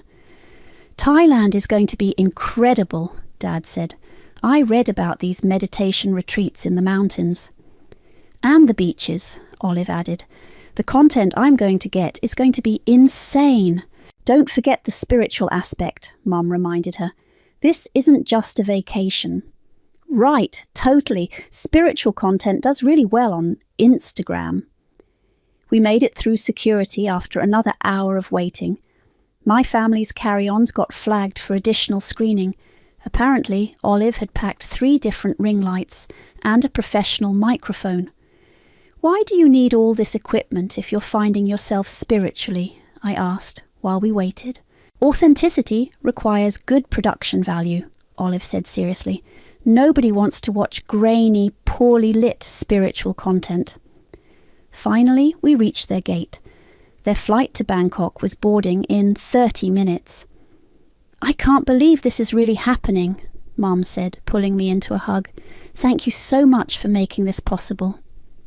"Just remember to send the bank information for the automatic payments," I said. "Oh, about that," Dad said, looking slightly uncomfortable. "We decided to close our checking account. Too much hassle to manage it from overseas." "You closed your account? We'll open a new one when we get back," Mom said breezily. "You can just handle everything directly." "How am I supposed to get reimbursed?" "We'll figure it out when we return," Dad said. "You're so good at managing money, we trust you completely." Olive was already filming herself at the gate. "Okay, guys, this is it.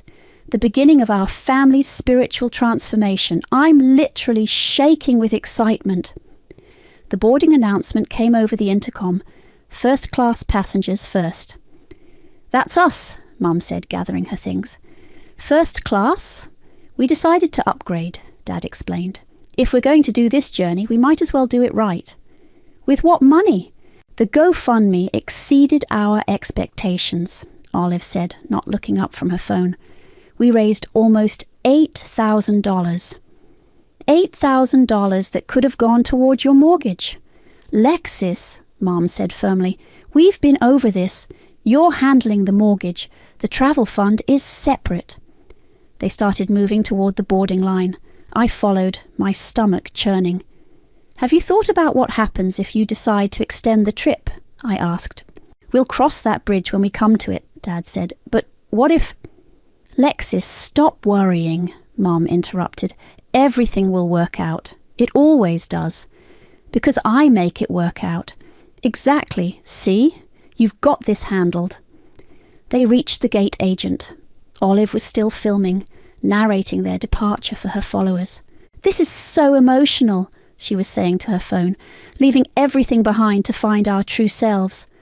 My sister is being so supportive, taking care of everything at home." The gate agent scanned their boarding passes. "Have a wonderful flight," she said. Mom hugged me again. "We'll call when we land." Dad patted my shoulder. "Take care of everything, kiddo." Olive gave me a distracted wave, still focused on her phone, and then they were gone, disappearing down the jet bridge. I stood there for a moment, watching the plane taxi away from the gate through the window. Then I pulled out my phone and sent a text to Martina. They're gone. Her response came back immediately. Are you ready? I walked to the parking garage, got in my car and sat there for a minute. Then I called Martina. The contract is signed, I asked. Signed and notarized. They have 30 days from today to make their first payment to you or the default clause kicks in. And they close their bank account. Even better, no way for them to accidentally make a payment. I started the car and pulled out of the parking garage. The morning sun was just starting to break through the clouds. Martina? Yeah? Call Sophia, tell her we're ready to move. You sure about this? I thought about the $800 in baggage fees, the first-class tickets, the closed bank account, the casual assumption that I'd just handle everything. I'm sure. I'll call her now. I hung up and drove toward the house. Their house, the house I'd been paying for while they lived their dreams. Not anymore.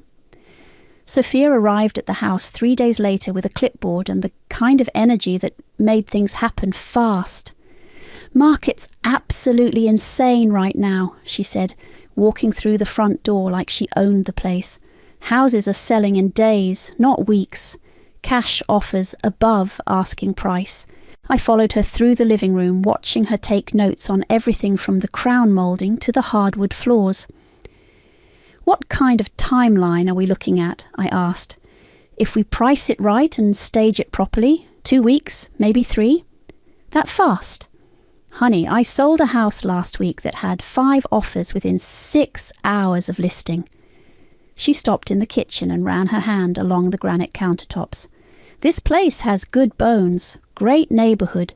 We just need to make it shine. She was right. The house was beautiful. I'd made sure of that over the past 3 years, spending my weekends painting, updating fixtures, and maintaining the landscaping while my family enjoyed the results. What needs to be done? Sophia pulled out her phone and started taking pictures. Deep clean, obviously. Fresh paint in a few rooms, stage the master bedroom and living areas, and we need to clear out all the personal stuff. I looked around at the family photos covering every surface, the knickknacks my mother collected, the evidence of lives lived here. All of it, every last picture frame. Buyers need to imagine themselves living here, not feel like they're intruding on someone else's life. Where do I put everything? Storage unit, donation center, whatever you want, just get it out. That afternoon I started boxing up my family's belongings. Photo albums from Olive's childhood, Dad's collection of golf trophies, Mom's decorative plates that she'd inherited from her mother. My phone rang while I was wrapping up a ceramic vase.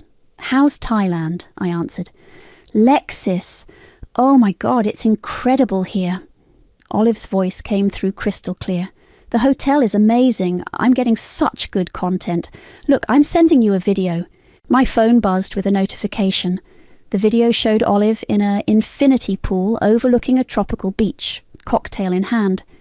Looks expensive, I said. The room was like $300 a night, but totally worth it for the aesthetic. Mum and Dad are at some spa thing. They're really taking this spiritual journey seriously.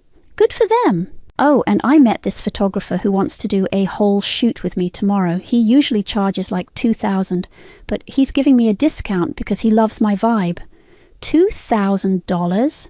It's an investment in my brand. Mom said to put it on the emergency credit card. I set down the vase I was holding. The emergency credit card? Yeah, the one they left for expenses. Why? Nothing. Just be careful with spending. Lexis, relax. We're living our dreams here. Money is just energy, and energy flows. She hung up before I could respond. I called Martina immediately. They're spending money like water, I said. On what? Luxury hotels, professional photo shoots, spa treatments. And they left a emergency credit card that Olive is treating like a blank check. Whose name is on the card? I don't know, but I'm guessing it's connected to accounts I'm probably going to end up covering. Lexis, you need to document everything. Screenshot those videos. Save the receipts if you can get them. Why? Because when this goes to court, and it might, you'll want evidence of their spending habits while you were covering their mortgage. The next morning, Sophia arrived with a staging crew, 3 people with a truck full of neutral furniture and generic artwork. "We're going to transform this place," she announced. I watched them remove my family's furniture and replace it with pieces that looked like they came from a high-end hotel. The personal touches that made it a home disappeared, replaced by calculated perfection. "It looks like a magazine," I said when they were finished. "Exactly. That's what sells houses." My phone buzzed with another video from Olive. This one showed her getting a massage on the beach while someone played a flute in the background. "Living my best life," her caption read. "Spiritual awakening day 3. Feeling so grateful for this journey." The comments were full of heart-eye emojis and people calling her goals. "Professional photos tomorrow," Sophia said, interrupting my scroll through Olive's feed. "Then we list it Thursday morning." "That's soon. Strike while the iron's hot. I already have 3 buyers asking about properties in this neighbourhood." That evening I sat in the empty house surrounded by boxes of my family's belongings. The staging furniture made everything look perfect but cold. My phone rang. Dad this time. "Hey, sweetheart, how's everything going?" "Fine, how's the spiritual journey?" "Incredible, we did this meditation ceremony today, really opened my chakras." "That's great, Dad. Listen, we might need you to cover the credit card payment this month. We've had some unexpected expenses." "What kind of expenses?" "Just travel stuff. You know how it is."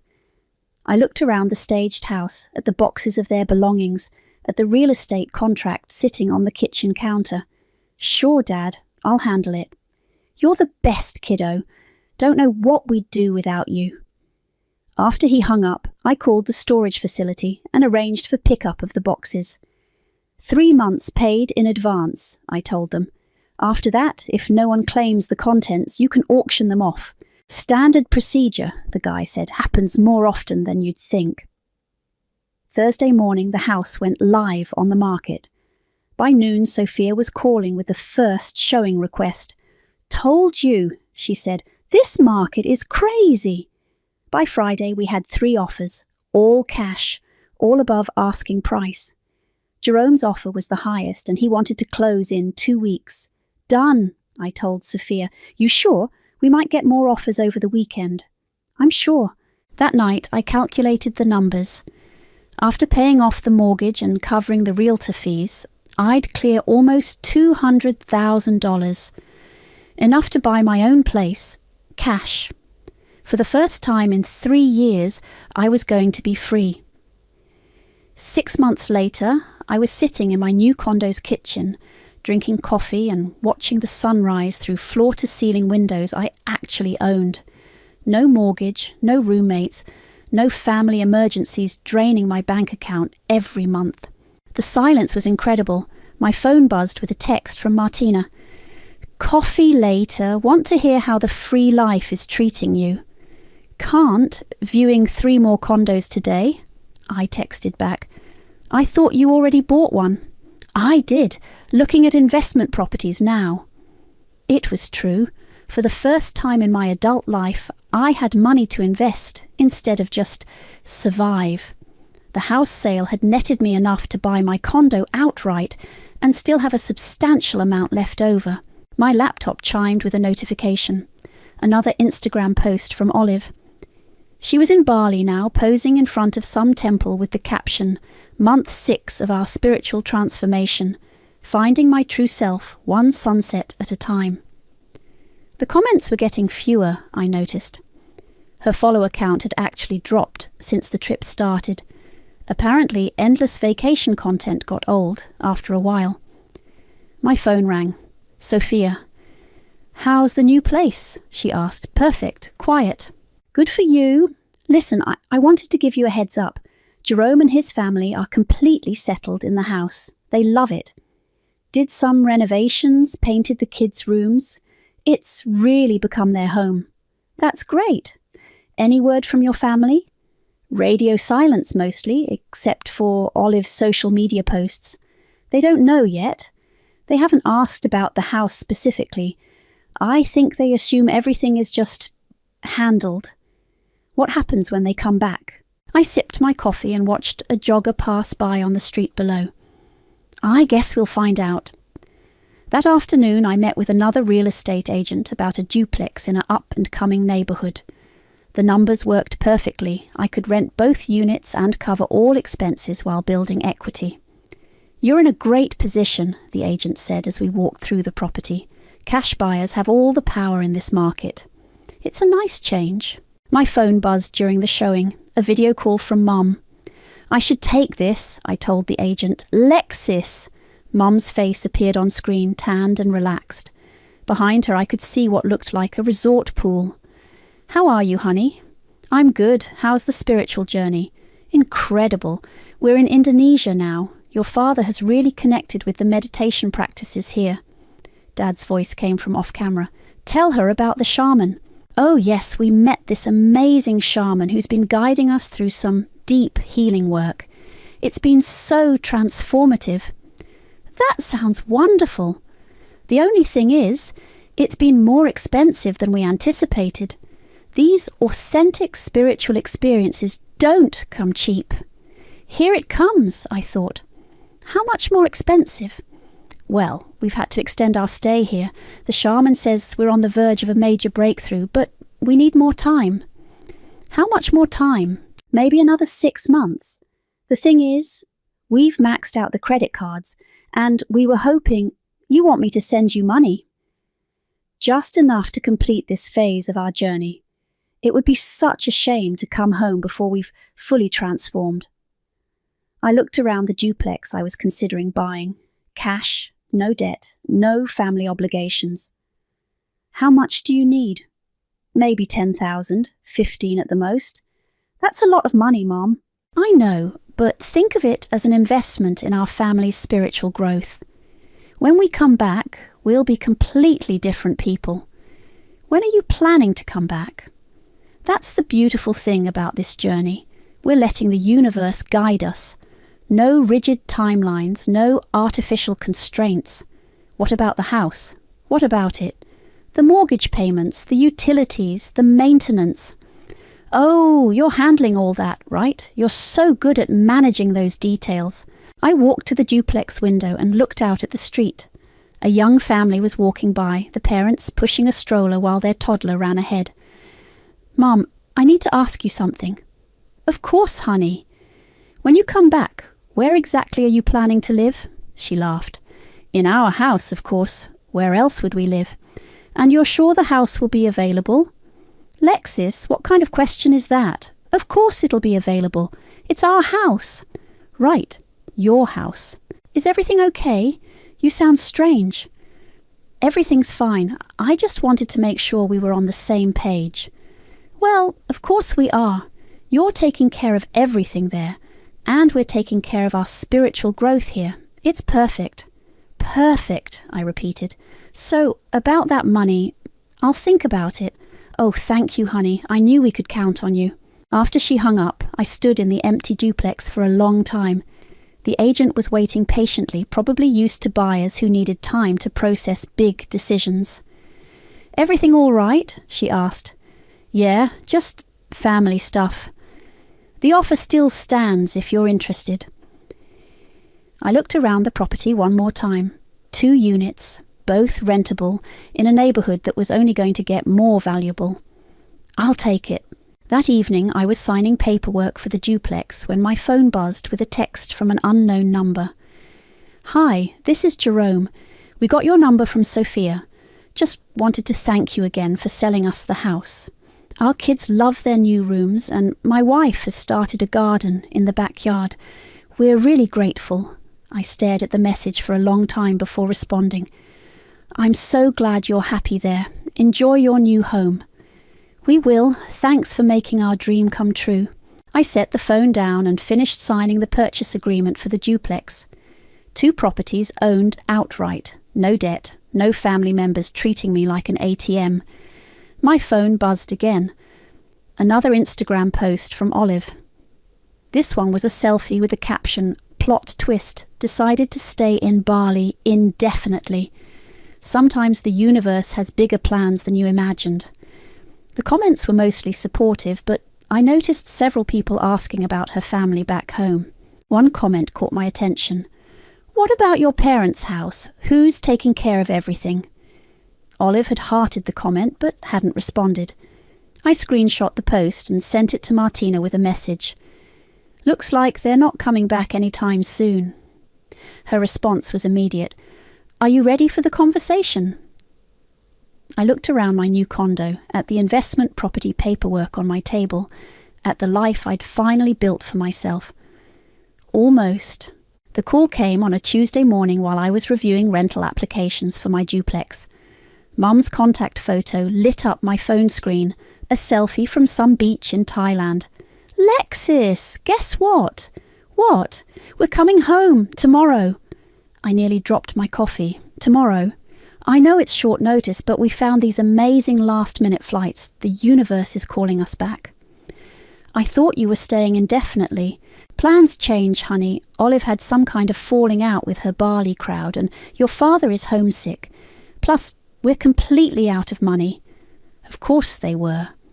"Can you pick us up from the airport? We land at 2:30. I looked at my calendar. I had a property showing at 3, but I could reschedule. "Sure, I'll be there." "Oh, and can you make sure the house is ready? Maybe pick up some groceries? We'll probably be exhausted." "I'll take care of it." "You're the best, sweetheart. See you tomorrow." After she hung up, I sat staring at my phone for a full minute. Then I called Martina. "They're coming back," I said. "When?" "Tomorrow. Are you ready for this?" "I think so." "Remember, you don't owe them explanations. You followed the contract to the letter. They defaulted. You took possession. End of story." "It's not going to feel like end of story when they're screaming at me." "Probably not. But legally, you're bulletproof." That afternoon, I drove to the old neighbourhood. I parked across the street from the house and watched Jerome's kids playing in the front yard. A swing set had appeared since my last drive-by. The garden was thriving. It looked like a home where people were actually happy. My phone buzzed with a text from Olive. "OMG, so excited to sleep in my own bed tomorrow night. This year has been amazing, but I'm ready for some stability." I screenshot the message and added it to the folder I'd been keeping. Documentation, like Martina had suggested. The next day, I arrived at the airport 30 minutes early and positioned myself where I could see them before they saw me. I wanted to observe their energy, their expectations. They emerged from the international terminal looking exactly like people who'd spent a year travelling.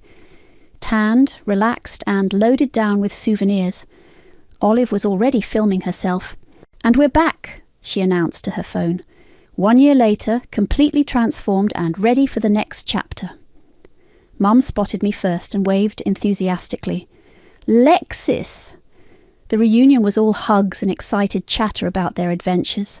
Dad looked healthier than I'd seen him in years. Mum was practically glowing. Even Olive seemed more centred, less frantic than usual. "The house better be exactly how we left it," Olive said, as we loaded their luggage into my car. "I have so much unpacking to do." "About that," I started. "Oh, did you redecorate?" Mom asked. "I wouldn't mind if you freshened things up." "Not exactly." But they weren't really listening. They were too busy talking over each other, sharing stories about temples and beaches and spiritual revelations. I drove them to the old neighbourhood in relative silence, letting them chatter while I mentally prepared for what was about to happen. "Oh, it's so good to be home," Dad said as we turned onto their street. "Wait," Mom said, leaning forward. "Whose car is that in our driveway?" I pulled over across the street. Jerome's family was having a barbecue in the backyard. I could see kids running around, adults laughing, the smell of grilling food drifting through the air. "Lexis," Olive said slowly, "why are there strangers in our house?" "Because it's not your house anymore." The car went dead silent. "What do you mean?" Mum's voice was very quiet. "I mean, I sold it 6 months ago." "You sold our house?" I sold my house, the house I was paying for, the house you defaulted on. Dad was staring at the barbecue like he couldn't process what he was seeing. But we lived there. You lived there. Past tense. Olive was the first to explode. Are you fucking kidding me right now? Language, Olive, Mom said automatically, but her voice was shaking. No, seriously, what the hell, Lexis? You sold our house while we were gone. You defaulted on the payments. You closed your bank account. You extended your trip indefinitely. The contract was very clear about what would happen. What contract? Dad asked. I pulled out my phone and showed them the photos I'd taken of the signed documents. The one you signed before you left, the one that gave me full ownership if you failed to resume payments. Mom grabbed the phone and stared at the screen. This can't be legal. It's completely legal. Martina drafted it. You signed it. We didn't know what we were signing. You didn't read what you were signing. There's a difference. Olive was crying now, but they were angry tears. Where are we supposed to live? I don't know. That's not my problem anymore. Not your problem. Mom's voice was getting louder. We're your family. Family doesn't treat each other like ATMs. We never... You spent $8,000 on a GoFundMe vacation while I covered your mortgage. You maxed out credit cards on spa treatments and shamans while I paid your utilities. You closed your bank account and disappeared for a year while I handled everything. Dad was still staring at the house. But where will we go? Again, not my problem. My phone started ringing. Jerome was calling. Hello? Hi, Lexis. There are some people outside claiming this is their house. They're getting pretty upset. Should I call the police? I looked at my family, all of them staring at me with expressions ranging from shock to fury. No need, I said. They're leaving. I hung up and started the car. Get in, I'll take you to a hotel. A hotel! Olive shrieked. We don't have money for a hotel. Then I guess you should have thought about that before you spent a year travelling the world on my dime. Mom was crying now too. How could you do this to us? How could you do what you did to me for 3 years? I pulled away from the curb, leaving Jerome's family to their peaceful barbecue. In the rearview mirror, I could see my parents holding each other, and Olive filming everything on her phone, probably planning her next viral moment. My sister stole our house. Let her. I had the receipts. The hotel lobby was awkward as hell. My family sat in a cluster of chairs near the front desk while I handled the check-in process, their luggage scattered around them like refugees from their own choices. Just one night, I told the desk clerk, sliding my credit card across the counter. Lexis, Dad said quietly, we need to talk about this. We are talking about it. I mean really talk. Figure out a solution. I signed the receipt and pocketed the room keys. There is no solution, Dad. You gambled and lost. We didn't gamble, Mum said, her voice hoarse from crying. We trusted you. You trusted me to be your personal bank account. That's different. Olive was hunched over her phone, typing furiously, probably crafting her victim narrative for social media. One night, I repeated, handing Dad the key cards. After that, you're on your own. Where are we supposed to go? Mom asked. I don't know. Maybe ask your GoFundMe donors for help. I turned to leave, but Olive's voice stopped me. I posted about what you did. I turned back. And? It's going viral. People are calling you a monster. Are they? She held up her phone, showing me the comments. Hundreds of them, most calling me heartless, cruel, a terrible sister. Look at this, she said, reading from her screen. How could someone do this to their own family? This is why I don't trust anyone. What a psychopath. Keep reading, I said. What? Keep reading the comments, all of them. She scrolled down, her confidence faltering as she read. This one says, wait, they made her pay their mortgage for a year while they travelled. And this one, sounds like they got what they deserved. And this one, good for her. Family doesn't mean free money. The comments were split, I could see. About half were outraged on my family's behalf, but the other half were supporting me. People who'd been taken advantage of by their own families. People who understood what it felt like to be the responsible one. The internet isn't as one-sided as you thought, I said. Olive kept scrolling, her face getting paler. Someone posted a link to your GoFundMe. They're calling it Funding a Vacation While Exploiting Family. Olive, stop reading, Mom said. No, wait, this person did the math. They calculated how much money Lexis spent on us over 3 years. It's over $100,000. The lobby went quiet, except for the sound of other guests checking in and out. 100,000, Dad repeated. That's not counting the down payment on the house, I said, or the renovations I paid for, or the times I covered your credit card payments. We didn't ask you to. You didn't have to ask. You just expected it. My phone buzzed. A text from Martina. Saw Olive's post. You okay? Fine, I texted back. Justice is messy. We can fight this, Mom said suddenly. We can get a lawyer. With what money? We'll find a way. Good luck with that. Martina's been documenting everything for months. Every missed payment, every expense you charged while I covered your bills, every time you extended your trip instead of coming home to face your responsibilities. Dad slumped in his chair. We really messed up, didn't we? Yeah, Dad, you really did. Can we work something out? Some kind of payment plan? For what? To get the house back. The house is sold. Jerome's family lives there now. They've renovated it, made it their home. There's no getting it back. Olive looked up from her phone. The comments are getting worse. People are posting screenshots of our vacation photos next to articles about housing costs. Maybe you should stop reading them. Someone found our GoFundMe. They're sharing it everywhere. Olive, put the phone away, Mom said. I can't. This is ruining my brand. My follower count is dropping. Your brand was built on other people's money anyway, I said. She stared at me like I'd slapped her. I'm going home now, I said. Lexis, wait, Dad called out.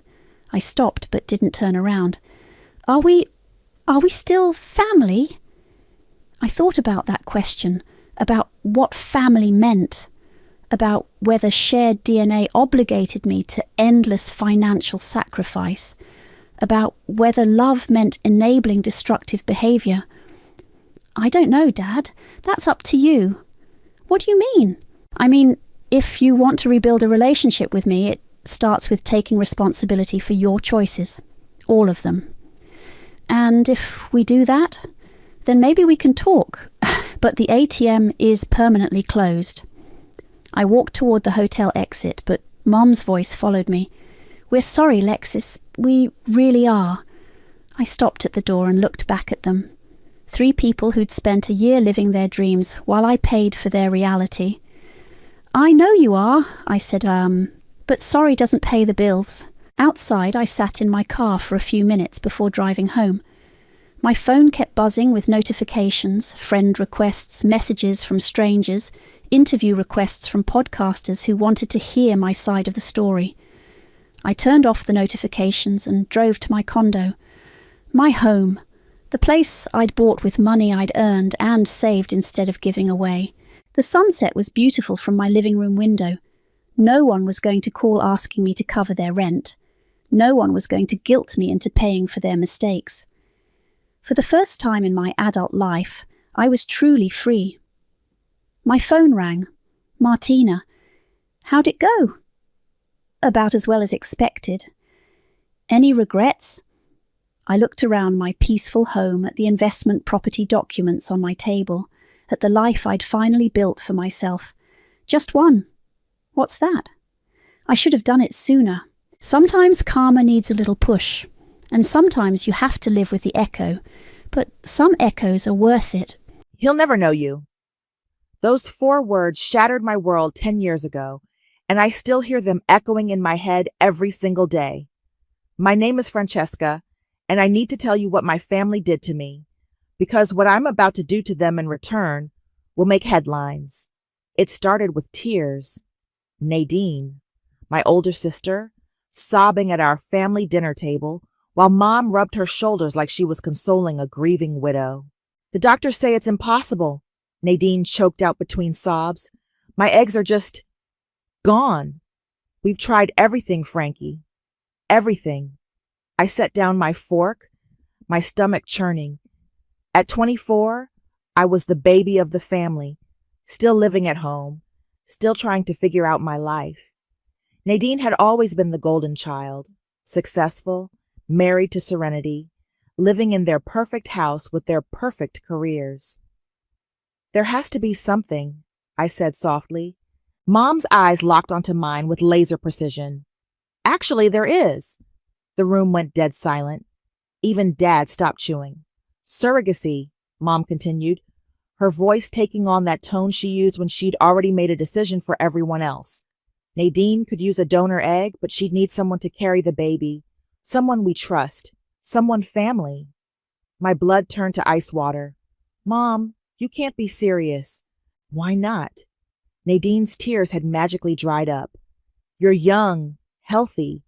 You don't have a boyfriend or any real responsibilities. This would be the most beautiful gift you could give your sister.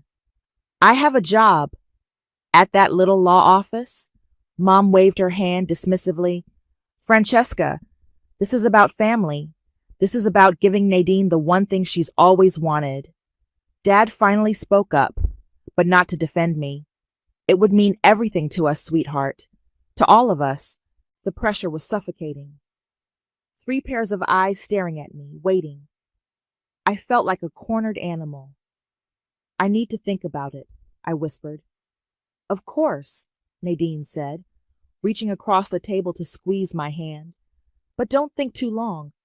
I'm not getting any younger, and every month that passes... She didn't finish the sentence. She didn't need to. For 2 weeks, they worked on me. Mom would leave articles about surrogacy on my bed. Nadine would call crying about seeing pregnant women at the grocery store. Dad would give me these sad, disappointed looks whenever I walked into a room. You're being selfish, Mom finally said when I tried to bring up my concerns. This isn't about you, Francesca. This is about family sacrifice.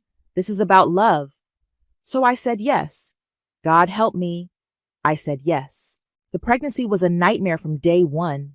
They treated me like an incubator with legs. Every doctor's appointment became a family affair where I sat silently while Nadine asked all the questions and made all the decisions. She needs to eat more protein, Nadine would tell the doctor, talking about me like I wasn't sitting right there. I think she should stop working, Mom would add. The stress isn't good for the baby. My baby. Because despite what everyone kept telling me, despite the legal papers I'd signed, despite the constant reminders that I was just helping, this was my child growing inside me. I felt every kick, every hiccup, every flutter. I sang to him when no one was around. I dreamed about his face, but I wasn't allowed to dream. Every time I'd start to bond, someone would remind me of my role.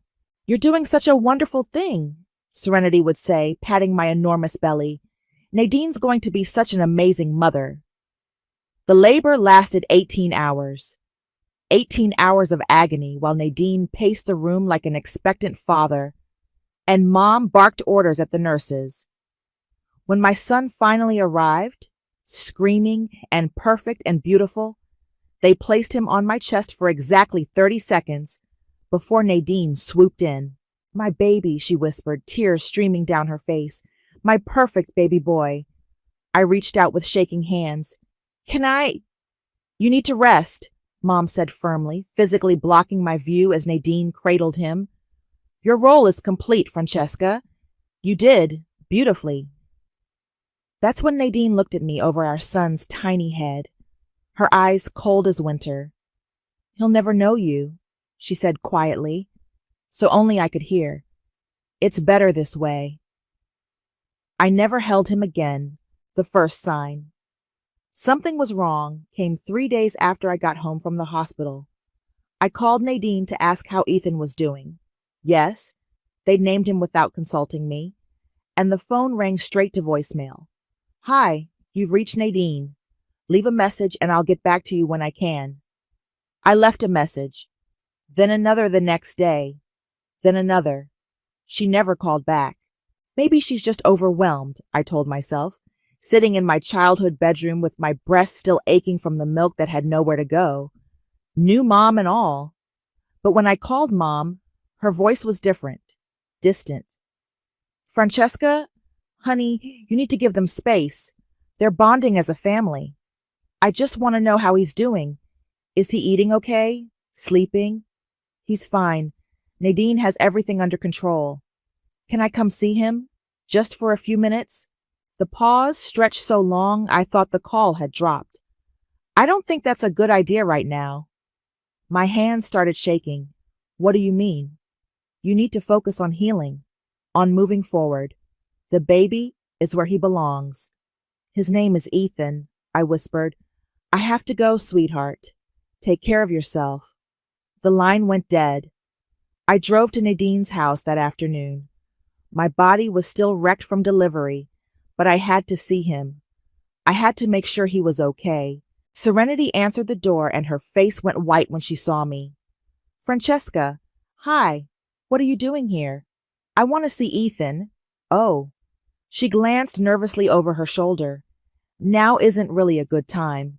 He's sleeping, and Nadine is resting, and I'll be quiet. I just want to look at him. I really don't think... Who is it? Nadine's voice called from inside. Serenity's face crumpled. It's Francesca. The silence that followed felt like a physical weight. Then footsteps, and Nadine appeared in the doorway. She looked radiant, glowing, like the perfect new mother she'd always wanted to be. What do you want? She asked. The coldness in her voice hit me like a slap. I want to see my son. Your son? Nadine's eyebrows shot up. Francesca, we talked about this. You were the surrogate. I'm his mother. I carried him for 9 months. I gave birth to him. I just want to see... And we're grateful. So grateful. But you can't just show up here whenever you want. We have boundaries now. Boundaries? This is our family, Serenity said quietly, not meeting my eyes. We need to protect that. I felt like I was drowning. I'm family too. Of course you are, Nadine said, but her voice was ice. You're his aunt. And aunts visit when they're invited. When will I be invited? Another pause. Another exchange of glances between them. We'll call you, Nadine said finally. They never called. I tried texting. The messages showed as delivered but never read. I tried calling from different numbers. They started going straight to voicemail. I sent emails that bounced back as undeliverable. It was like I'd been erased. 2 months later, I was scrolling through Facebook when I saw it. Nadine had posted a family photo, her, Serenity, and Ethan, at some kind of christening ceremony. The caption read, "Blessed to celebrate our miracle baby with our chosen family. Some bonds are stronger than blood." I stared at the photo until my eyes burned. Ethan looked healthy, happy. He was wearing a little white outfit I'd never seen before, and he was smiling at someone just outside the frame. I scrolled through the comments, dozens of congratulations, heart emojis, beautiful family over and over again. Not one person mentioned me. I clicked on Nadine's profile, scrolling back through months of posts, baby's first smile, baby's first laugh, baby sleeping, baby eating, a whole life documented in careful detail. I wasn't in a single photo, not one. It was like I'd never existed. That's when I noticed something else. In the older photos from before Ethan, I used to be there. Family dinners, holidays, birthdays. But now those photos were gone. Or if they were still there, I'd been cropped out. My hands were shaking so hard I could barely hold the phone.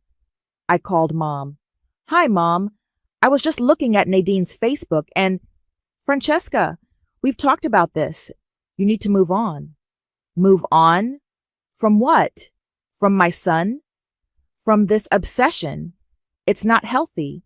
I'm not obsessed. I'm his mother. No, Mom said firmly. You're not. Nadine is his mother. You were just the vessel. The word hit me like a physical blow. Vessel. I have to go, I whispered. Francesca, wait.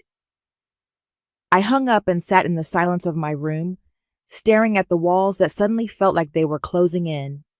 That's when I heard them talking downstairs. Mom and Dad, their voices carrying up through the heating vents. She's becoming a problem, Mom was saying. Maybe we should have handled this differently, Dad replied. No, this is exactly what we planned. Ethan thinks his birth mother is gone, dead for all he knows. It's cleaner this way. My blood turned to ice. What if she finds out we told him that? She won't, and even if she does, what's she going to do about it? I grabbed my keys and ran. I drove for 6 hours straight that night, not stopping until I reached the city limits of Portland. I had $800 in my checking account, a suitcase full of clothes, and absolutely no plan beyond getting as far away from my family as possible. The first month was hell. I slept on the couch of a girl I'd met in a coffee shop, worked double shifts at a diner, and cried myself to sleep every night. But slowly, something started to shift. The constant knot in my stomach began to loosen. I could breathe without feeling like I was suffocating. You look different, said Gus when I finally worked up the courage to call him. Gus Rivera had been my best friend in high school before life pulled us in different directions. Stronger. I feel like I've been hit by a truck. Yeah, but you're still standing.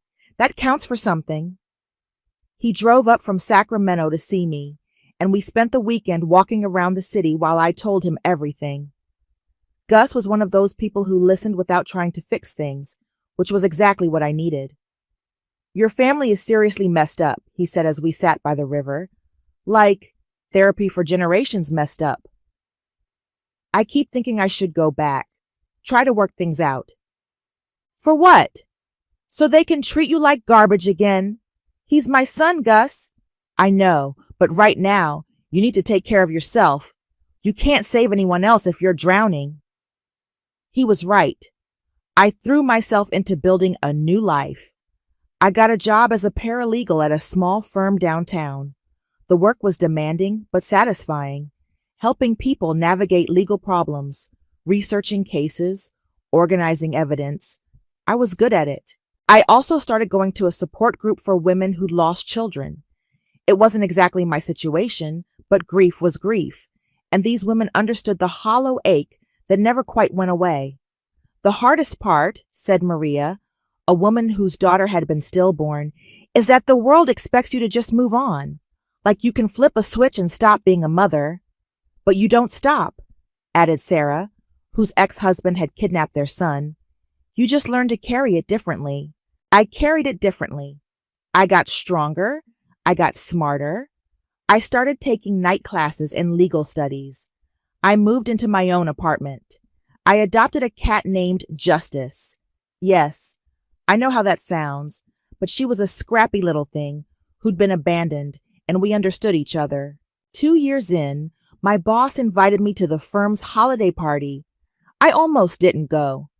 Office parties weren't really my thing, and I was tired from pulling late nights on a custody case that was breaking my heart in familiar ways. Come on, Francesca, said my coworker Beth. You never do anything fun. Live a little. So I went. I put on a dress I'd bought but never worn, did my makeup, and showed up at the fancy hotel ballroom, feeling completely out of place. That's where I met Prince. He was standing by the bar, tall and sharp in an expensive suit, talking to a group of lawyers from other firms. But when I walked up to order a drink, he turned and looked at me like he was seeing something interesting for the first time all evening. You're not having fun, he said. Excuse me? This party. You're not enjoying yourself. You keep checking your watch and looking at the exit. I stared at him. Do I know you? Prince Foster. I'm with Morrison and Associates, and you're Francesca from Hartwell Legal. I've heard good things about your work on the Patterson case. You know about that? Word gets around, especially when someone does excellent research that saves a kid from an abusive situation. He signaled the bartender. What are you drinking? I should probably go. Should probably or want to? The question caught me off guard. What's the difference? Everything. He handed me a glass of wine. I'm guessing you do a lot of things you should probably do and not many things you want to do. You don't know anything about me. I know you work late most nights. I know you volunteer at the women's shelter on weekends. I know you turned down 3 job offers from bigger firms because you like helping people who can't afford fancy lawyers. Are you stalking me? He laughed, and the sound was warm and genuine. Portland's legal community is small.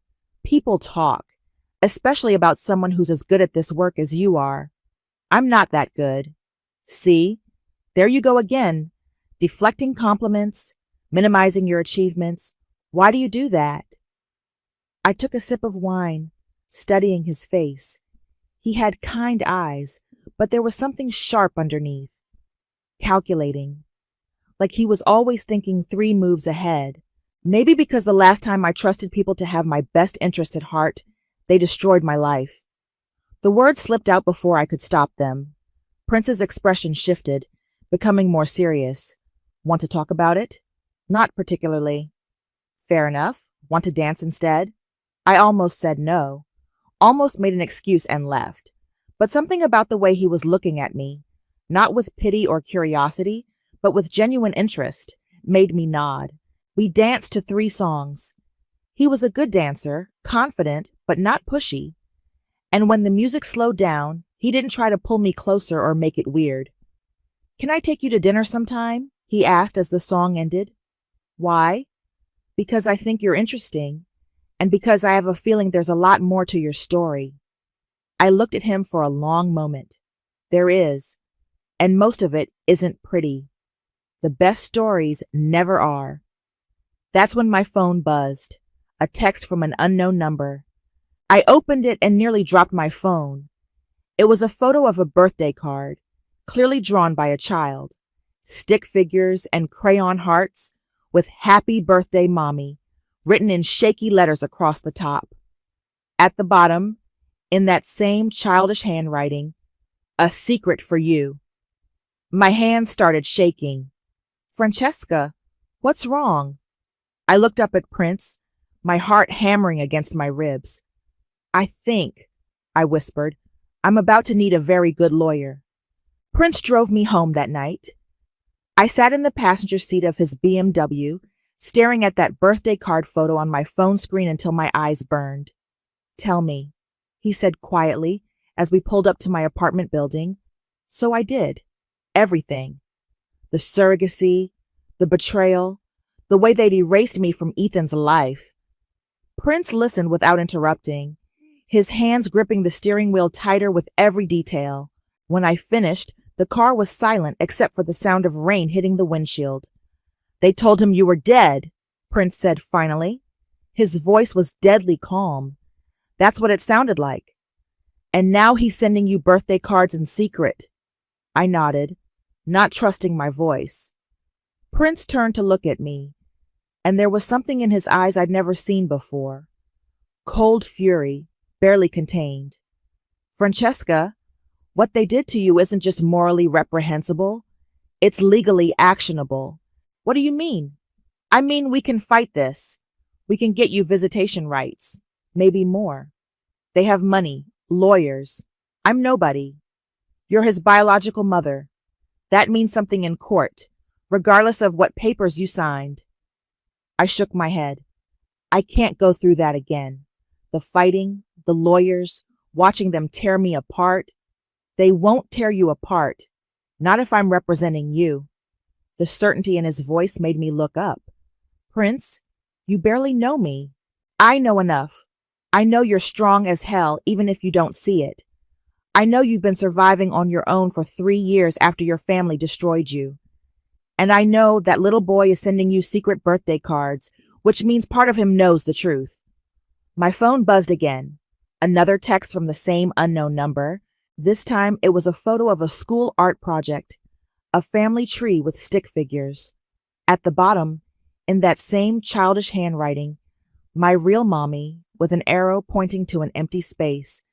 I started crying, not the quiet tears I'd gotten used to, but ugly, body-shaking sobs. Prince reached over and pulled me against his chest, and I let him. For the first time in years, I let someone hold me while I fell apart. "We're going to fix this," he whispered into my hair. "I promise you, we're going to fix this." Over the next few months, Prince and I grew closer. He took me to dinner, to movies, to long walks along the river, where we talked about everything except the case he was quietly building. But I could see him working, making phone calls, researching precedents, gathering ammunition. "You're falling in love with him," Gus said during one of our weekly calls. "I'm not ready for that." "Ready or not, it's happening. And from what you've told me, he's falling just as hard." Gus was right. Prince was patient, careful, never pushing for more than I could give. But there were moments when he'd catch me staring at Ethan's photos, when I'd wake up from nightmares about the hospital, where I'd see something fierce and protective flash across his face. "Marry me," he said one evening, as we sat on my couch, justice purring between us. I nearly choked on my wine. "What?" "Marry me. Not because of the case, not because you need a lawyer. Marry me because I love you and I want to spend my life making sure no one ever hurts you again." "Prince, I know it's fast. I know you're scared. But I also know that when I look at you, I see the strongest person I've ever met. And when you look at me, you see someone you can trust. That's more than most people get." He was right. Somewhere along the way, without meaning to, I'd started trusting him completely. "Yes," I whispered. We got married 3 months later, in a small ceremony with just Gus and a few friends from work. No family. I'd learned the hard way that family was something you chose, not something you were born into. On our honeymoon, Prince finally showed me what he'd been working on. A thick folder full of legal documents, research, and evidence. "We have a case," he said, spreading papers across the hotel room desk. "A strong one. Biological parent rights, fraud, emotional distress. The birthday cards prove Ethan knows something's wrong, and I have a contact who says Serenity's been asking questions about you." "What kind of questions?" "The kind that suggest she's having second thoughts about what they did." My heart started racing. "When do we file? Are you sure you want to do this? Once we start, there's no going back. It's going to get ugly. They're going to fight dirty." I thought about Ethan's secret birthday cards, about the empty space on his family tree where his real mommy should be, about 3 years of nights spent wondering if he was okay, if he was happy, if he ever thought about me. "I'm sure," Prince smiled, and it wasn't his usual warm smile. This one was sharp, predatory. "Good, because I've been looking forward to destroying your family for months."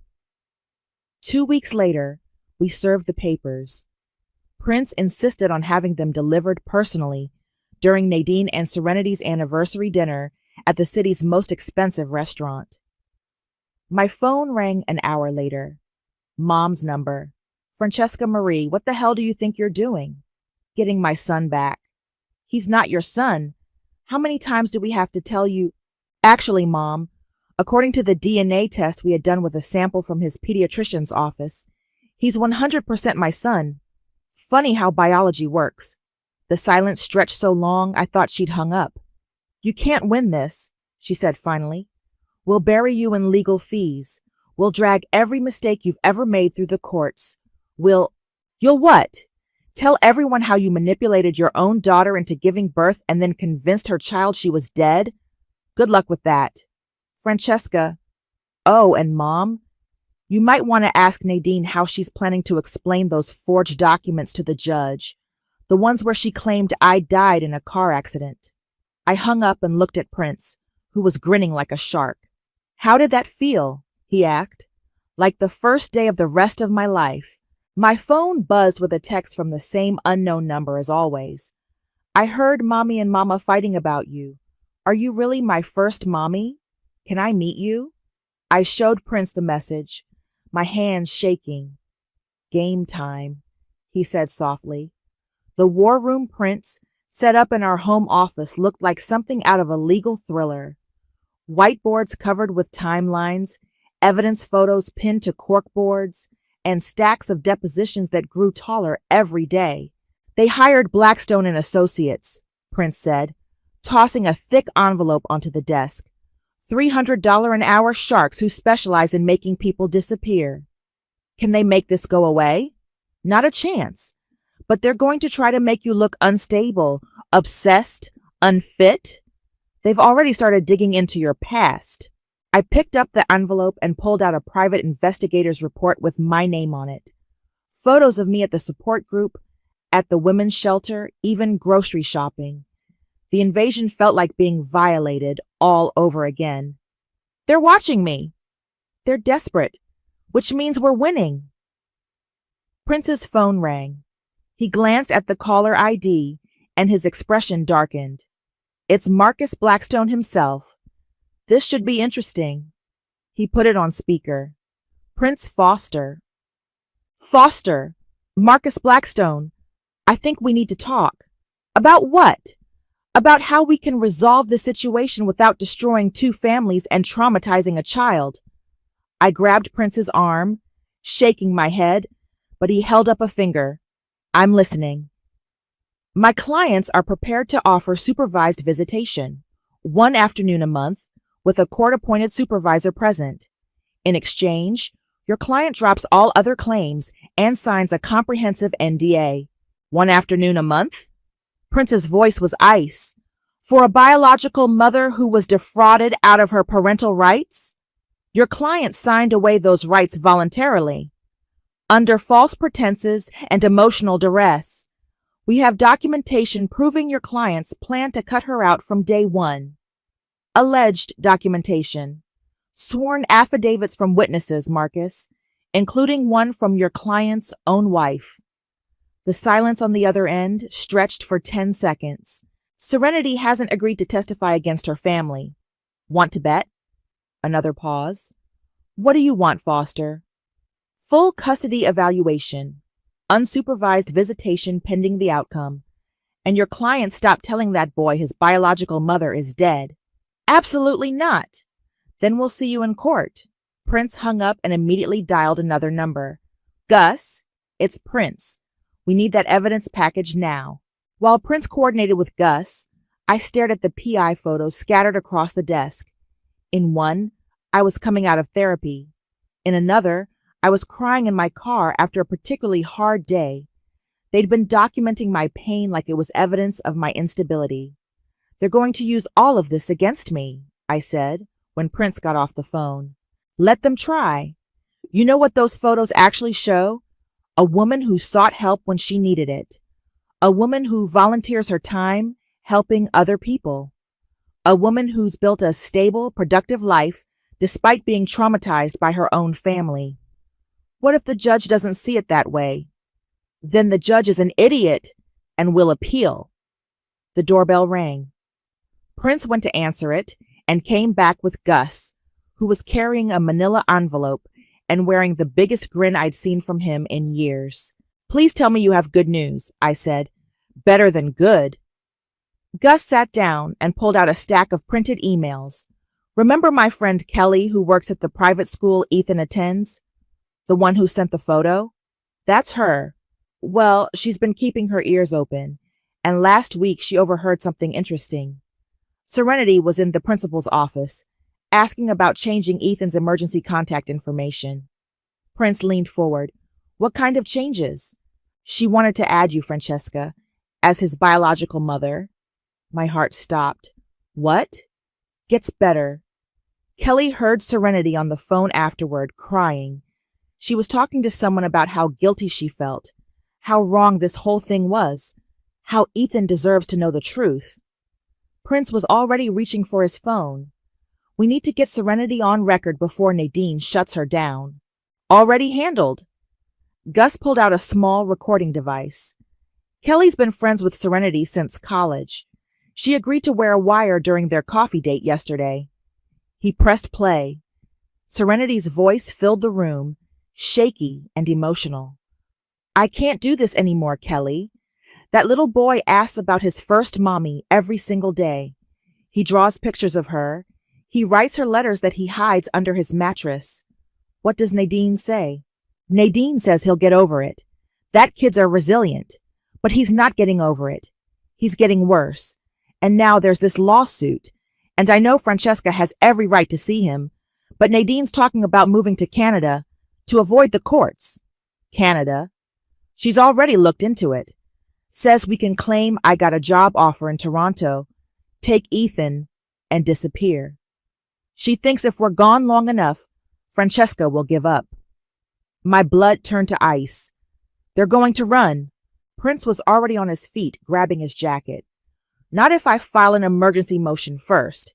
Gus, I need you to get this recording to the courthouse. Now. Where are you going? To pay Serenity a visit before Nadine realizes what she's done. I'm coming with you. Francesca, he's my son. I'm coming. We drove to Nadine's house in tense silence. The same house where I'd begged to see Ethan 3 years ago, where they'd slammed the door in my face and told me I was nothing but a vessel. Serenity's car was in the driveway. Nadine's wasn't. She's alone, Prince said. This is our chance. Serenity answered the door looking like she hadn't slept in days. When she saw me, her face crumpled. Francesca, oh God, I'm so sorry. Where's Ethan? At school. Nadine's at work. I've been waiting for you to come. We know about the recording, Prince said gently, and we know about the Canada plan. Serenity's shoulders sagged. I can't do this anymore. That little boy is dying inside, and I'm helping kill him. Every day he asks about you, and every day I lie to his face. Then stop lying, I said. Nadine will never forgive me. Nadine doesn't deserve forgiveness. Serenity looked at me for a long moment, then stepped aside. He gets home from school at 3:30. Nadine won't be back until 6. I checked my watch. It was 3:15. Are you sure about this? Prince asked quietly.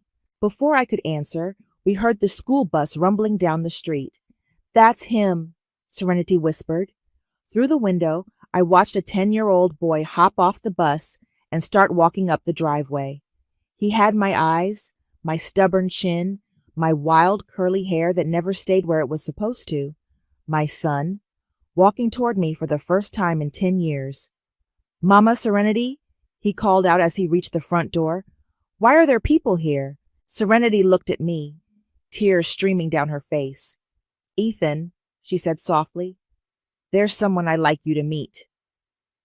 Ethan stood in the doorway, backpack sliding off his shoulder, staring at me with those familiar eyes.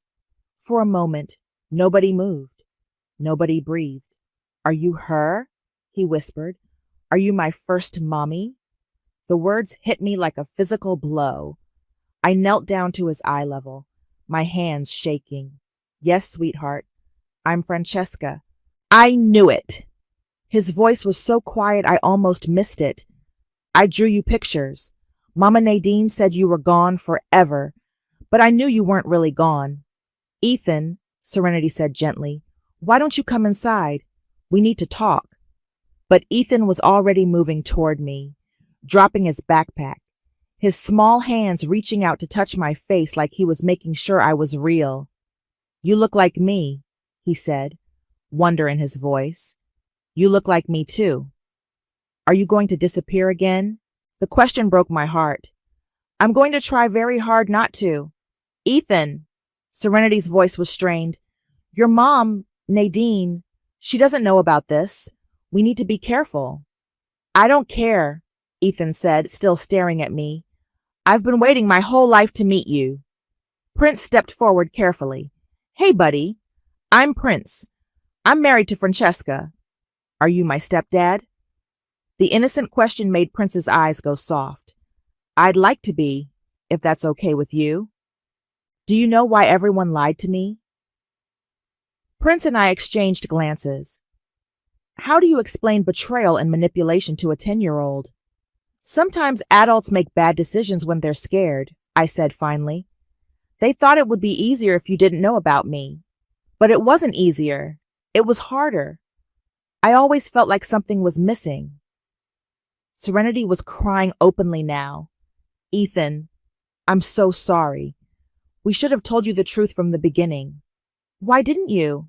Because I was scared too. Scared of losing you.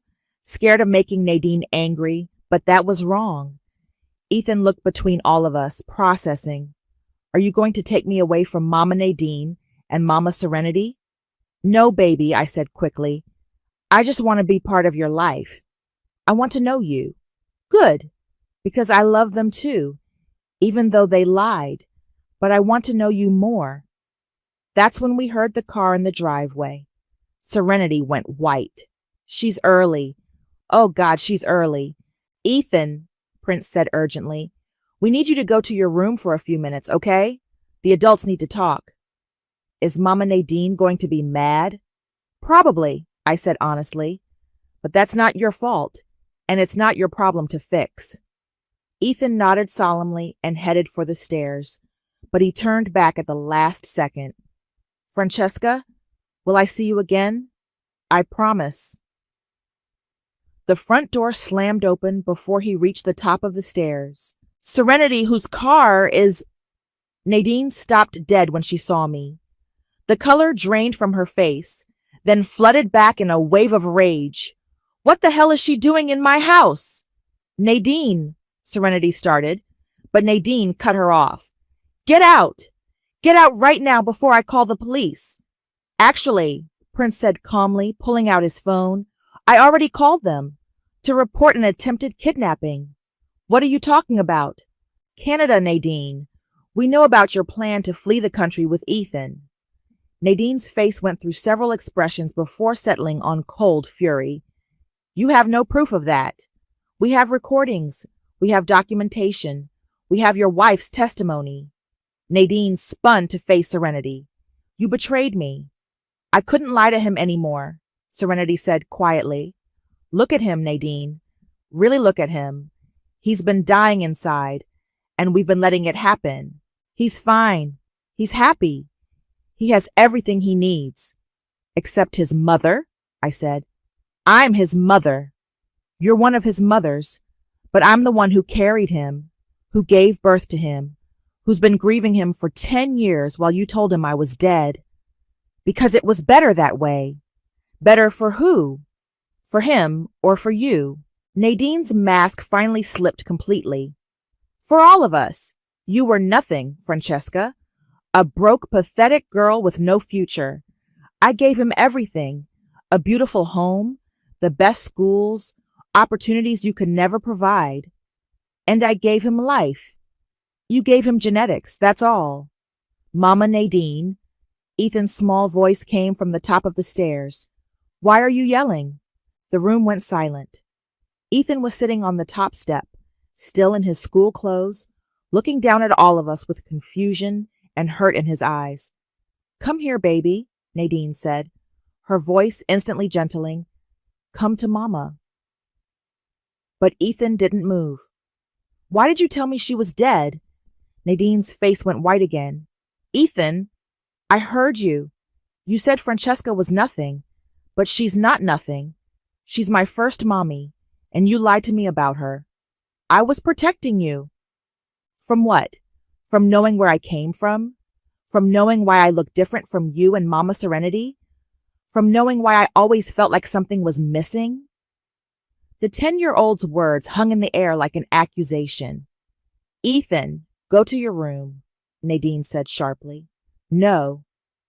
The simple word was like a gunshot. Excuse me? I said no. I want to stay here with Francesca. I want to know about her. I want to know about me. Nadine looked around the room like a cornered animal. This is kidnapping. You're turning my son against me. I'm not turning him against anyone, I said. I'm just giving him the truth you've been hiding from him. The truth? You want the truth?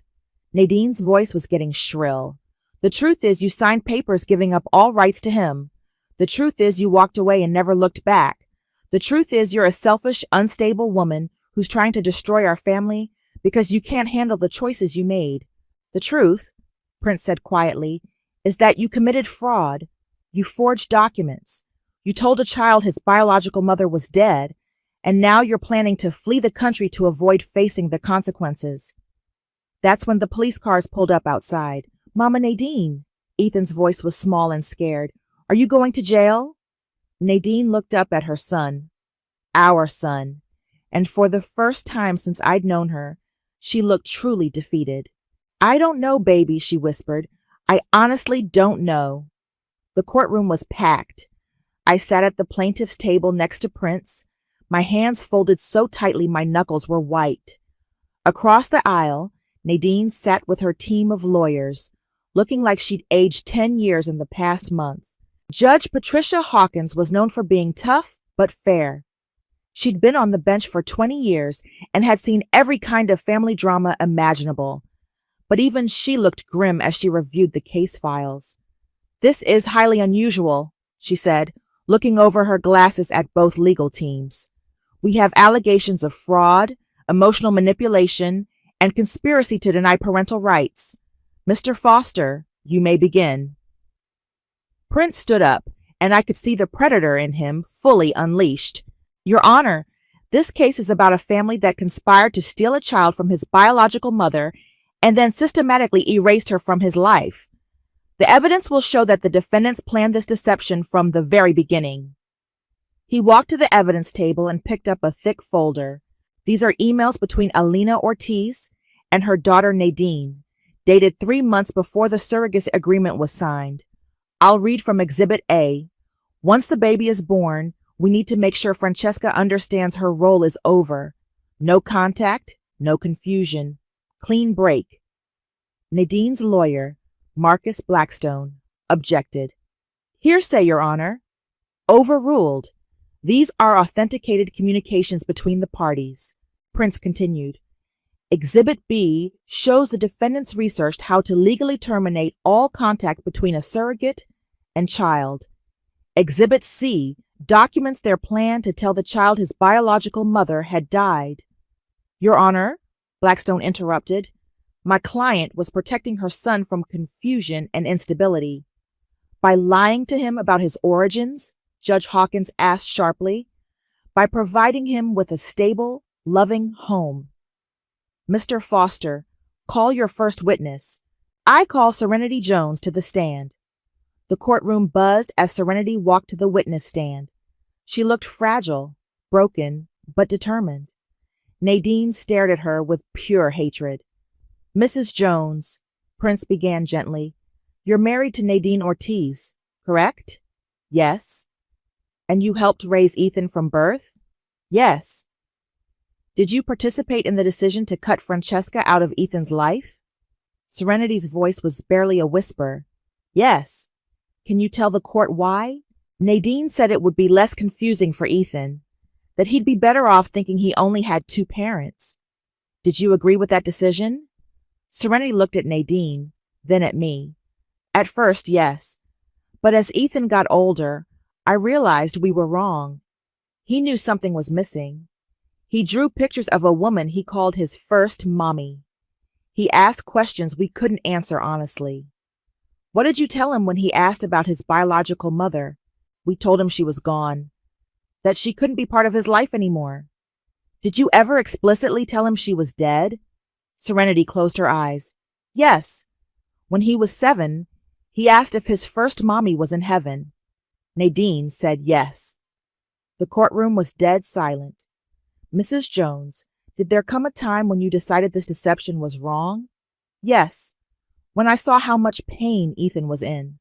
When I realized we were destroying a little boy to protect our own feelings. Blackstone's cross-examination was brutal. He painted Serenity as an unreliable witness, someone who'd betrayed her own family. But she held firm. I betrayed my son first, she said quietly, by lying to him every day of his life. Next, Prince called Gus to the stand. Gus testified about my emotional state after losing Ethan, about the systematic way my family had isolated me. She was destroyed, Gus said, but she never stopped loving that boy, never stopped hoping she'd see him again. Then came the moment I'd been dreading. Prince called me to testify. Francesca, why did you agree to be a surrogate for your sister? Because I loved her. Because I thought I was helping create a family. Did you ever intend to give up all contact with the child? No. I thought I'd be his aunt. I thought I'd watch him grow up, be part of his life. What happened after Ethan was born? I told the court everything. The immediate separation, the blocked calls, the erased photos. By the time I finished, several jurors were crying. Blackstone's cross-examination was vicious. He brought up my therapy, my support group attendance, my obsessive behavior. Isn't it true, Miss Ortiz, that you've been stalking my client's family for years? No, I've been grieving my son. A son you legally gave up. A son I was tricked into giving up. You signed the papers willingly. I signed papers I thought would make me his aunt, not erase me from his life completely. The final witness was the most important one. Judge Hawkins had interviewed Ethan privately in her chambers, and now she shared his testimony with the court. The child is 10 years old, she said, but remarkably articulate about his feelings. He told me he's always known something was wrong about his family story. He's been secretly trying to contact his biological mother for 2 years. He feels betrayed by the lies he's been told. She looked directly at Nadine. Most importantly, he expressed a strong desire to have a relationship with Ms. Ortiz, while also maintaining his relationship with both of his adoptive mothers. Blackstone made his closing argument, painting me as an unstable woman trying to destroy a happy family. But Prince's closing was devastating. Your Honor, this case isn't about custody, it's about truth. It's about a little boy's right to know where he came from. It's about justice for a mother who was systematically erased from her child's life through fraud and deception. He gestured toward Nadine. The defendants didn't just lie to Francesca. They didn't just lie to this court. They lied to an innocent child about the most fundamental truth of his existence. They told him his mother was dead when she was alive and grieving for him every single day. Judge Hawkins deliberated for 2 hours. When she returned, her expression was stern. I've seen many difficult cases in my career, but this one is particularly troubling. The evidence clearly shows a pattern of deception, manipulation, and fraud designed to permanently separate a biological mother from her child. She looked at Nadine. Miss Ortiz, your actions were not just legally questionable. They were cruel. You stole 10 years from both this mother and this child. Therefore, I'm granting the plaintiff supervised visitation rights to begin immediately. I'm also ordering family counseling for all parties, including the child. I started crying. Not the desperate sobs of grief I'd carried for 10 years, but tears of relief, of vindication, of hope.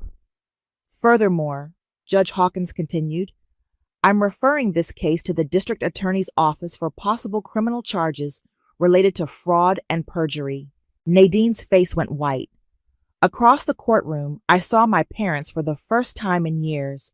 Mom looked like she'd seen a ghost. Dad wouldn't meet my eyes. As we left the courthouse, reporters swarmed us. Prince handled them while I stood in the sunlight, shaking. How does it feel to win? A reporter shouted. I looked back at the courthouse, then at Prince, then at the future stretching out ahead of us. Ask me in a year, I said. The supervised visitation center smelled like disinfectant and broken dreams. I sat in the small room with its cheerful yellow walls and donated toys, waiting for my first official visit with Ethan. My hands wouldn't stop shaking.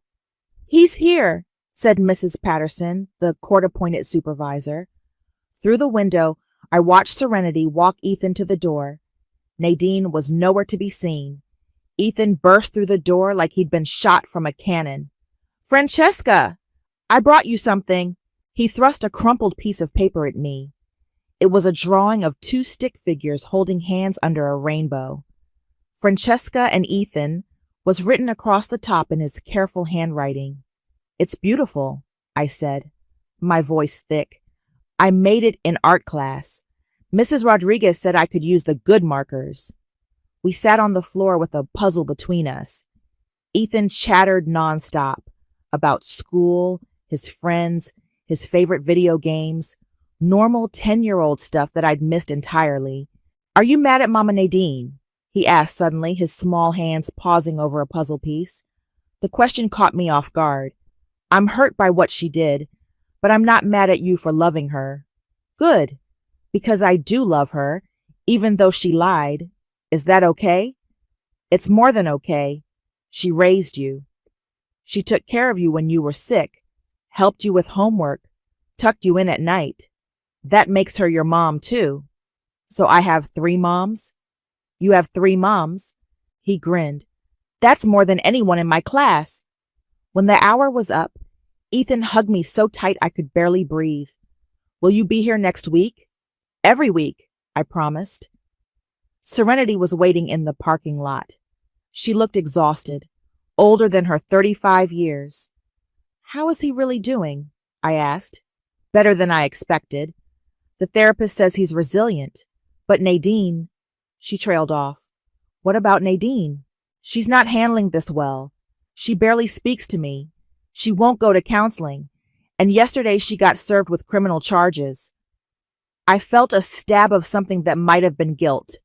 I didn't ask for that. I know. But fraud is fraud, whether you asked for charges or not. 3 weeks into our visits, Ethan asked the question I'd been dreading. Why did you give me away? Mrs. Patterson looked up from her paperwork, ready to intervene if needed. I didn't give you away, sweetheart. I thought I was helping your mama Nadine have a baby and that I'd still get to be part of your life. Like an aunt. But you signed papers. I did. But the papers I thought I was signing were different from what they actually said. The grown-ups lied to me too. That's not fair. No, it's not. Are you going to take me away from Mama Nadine and Mama Serenity? Never. I just want to know you. I want to be part of your life. Good, because I like having 3 moms, but I don't want to choose. The breakthrough came during our 6th visit. Ethan had been quiet, picking at a sandwich Serenity had packed. Mama Nadine cries a lot now, he said finally. I'm sorry to hear that. She says it's my fault, that I ruined everything by wanting to meet you. My blood went cold. Ethan, look at me. None of this is your fault. Not one single bit. But if I hadn't sent you those cards, if you hadn't sent me those cards, I never would have known you were thinking about me. Those cards saved my life. Really? Really? You were so brave to reach out, so smart to trust your feelings. Mama Serenity says the same thing, but Mama Nadine says I betrayed the family. I wanted to drive straight to Nadine's house and shake her until her teeth rattled. Instead, I took a deep breath. Sometimes when people are scared and hurt, they say things they don't mean. Your Mama Nadine is probably scared of losing you. Are you scared too? Terrified. But I'm also grateful. Every single day, I'm grateful I get to know you. The call came on a Tuesday evening. Prince answered, his face growing serious as he listened. That was Serenity, he said when he hung up. Nadine's been arrested. For what? Violating the restraining order. She showed up at Ethan's school and tried to take him out of class. Said they were going on a vacation. My heart sank. How's Ethan? Scared, confused. Serenity's bringing him here. When they arrived, Ethan ran straight to me. I held him while he cried. This brave little boy who'd been through too much. Is Mama Nadine going to jail? He asked. I don't know, sweetheart. Will I still get to see her? That's up to the judge. Will you still want to see me if she goes away? The question broke my heart. Ethan, I will want to see you every day for the rest of my life. Nothing will ever change that. Serenity sat on our couch, looking defeated. I filed for divorce yesterday, and I'm petitioning for full custody. What does that mean for me? I asked. It means no more supervised visits.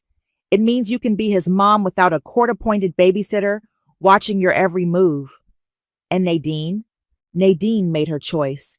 She chose her pride over her son's happiness. I won't let her hurt him anymore.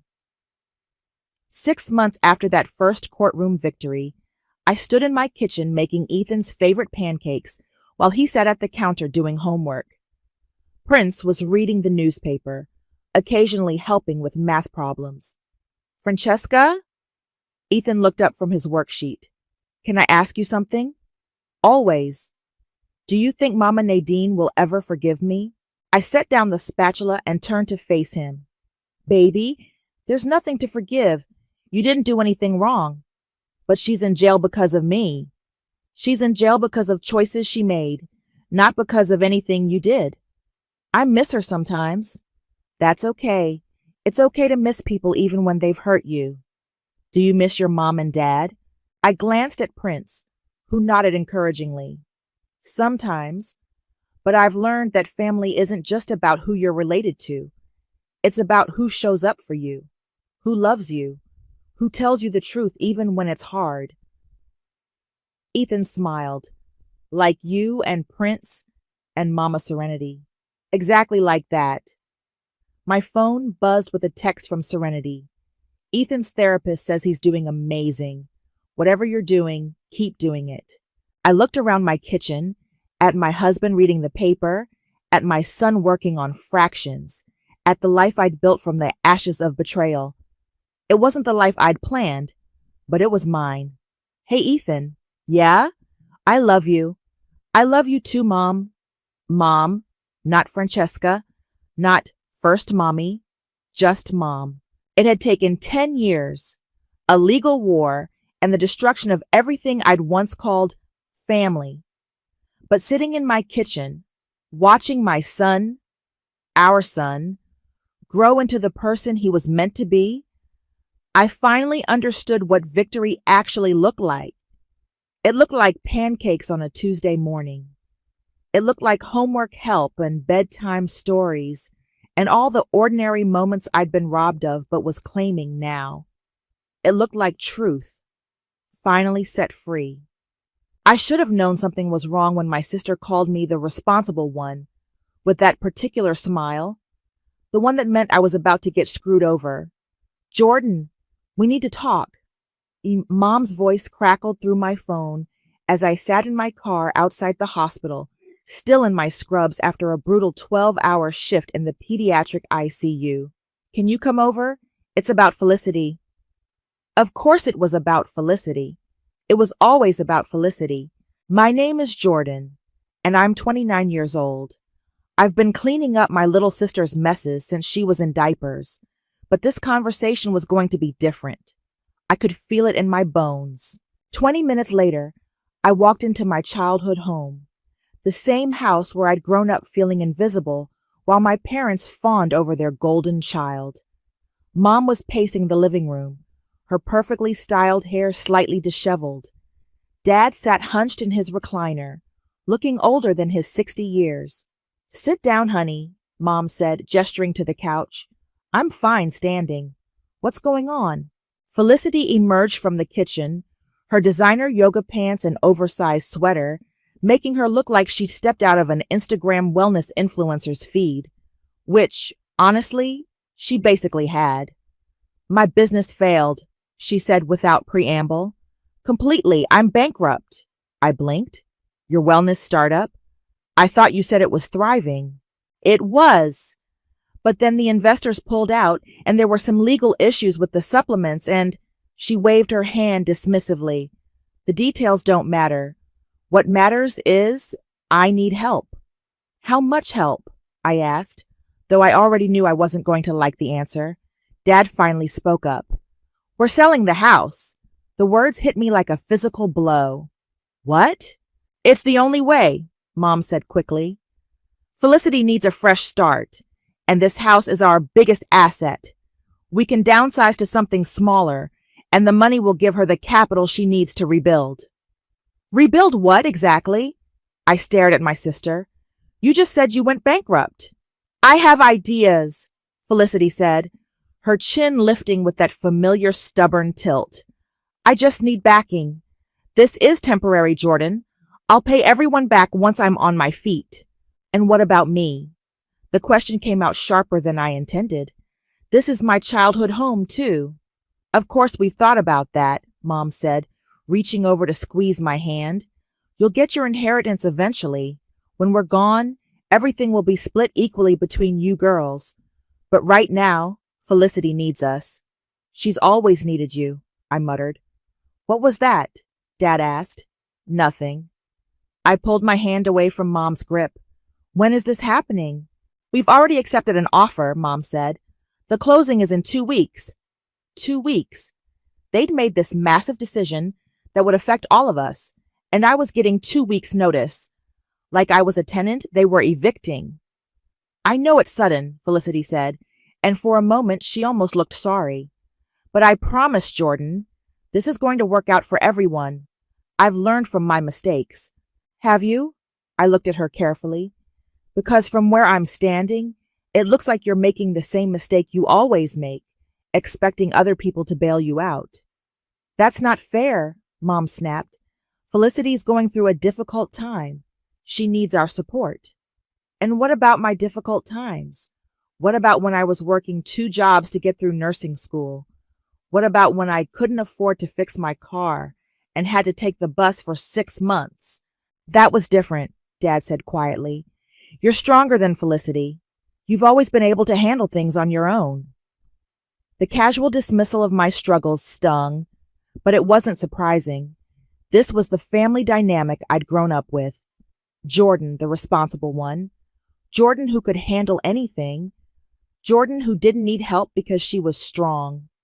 Fine, I said finally.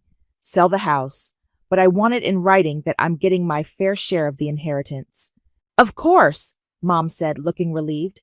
We'll have the lawyer draw up papers. You don't need to worry about that. I nodded and headed for the door, but Felicity's voice stopped me. Thanks, sis. I know this isn't easy, but it's going to be worth it. This is my lucky break. I turned back to look at her, standing there in our childhood living room like she owned it. Which, I guess, she kind of did now. Lucky break, I repeated. Yeah. Sometimes you have to lose everything to find out what really matters, you know? As I drove home, her words echoed in my head.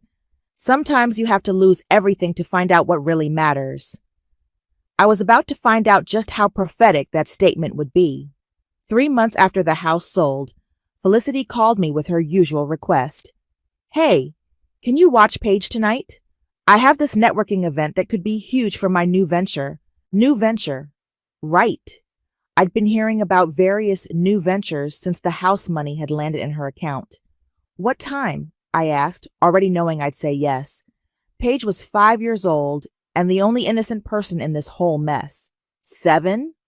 You're the best, Jordan. Paige loves her Aunt Jordan time. When I arrived at Felicity's new apartment, a sleek downtown loft that probably cost more per month than I made in 2, I was struck by how expensive everything looked. New furniture, high-end kitchen appliances, designer everything. Nice place, I said, trying to keep the judgment out of my voice. Thanks.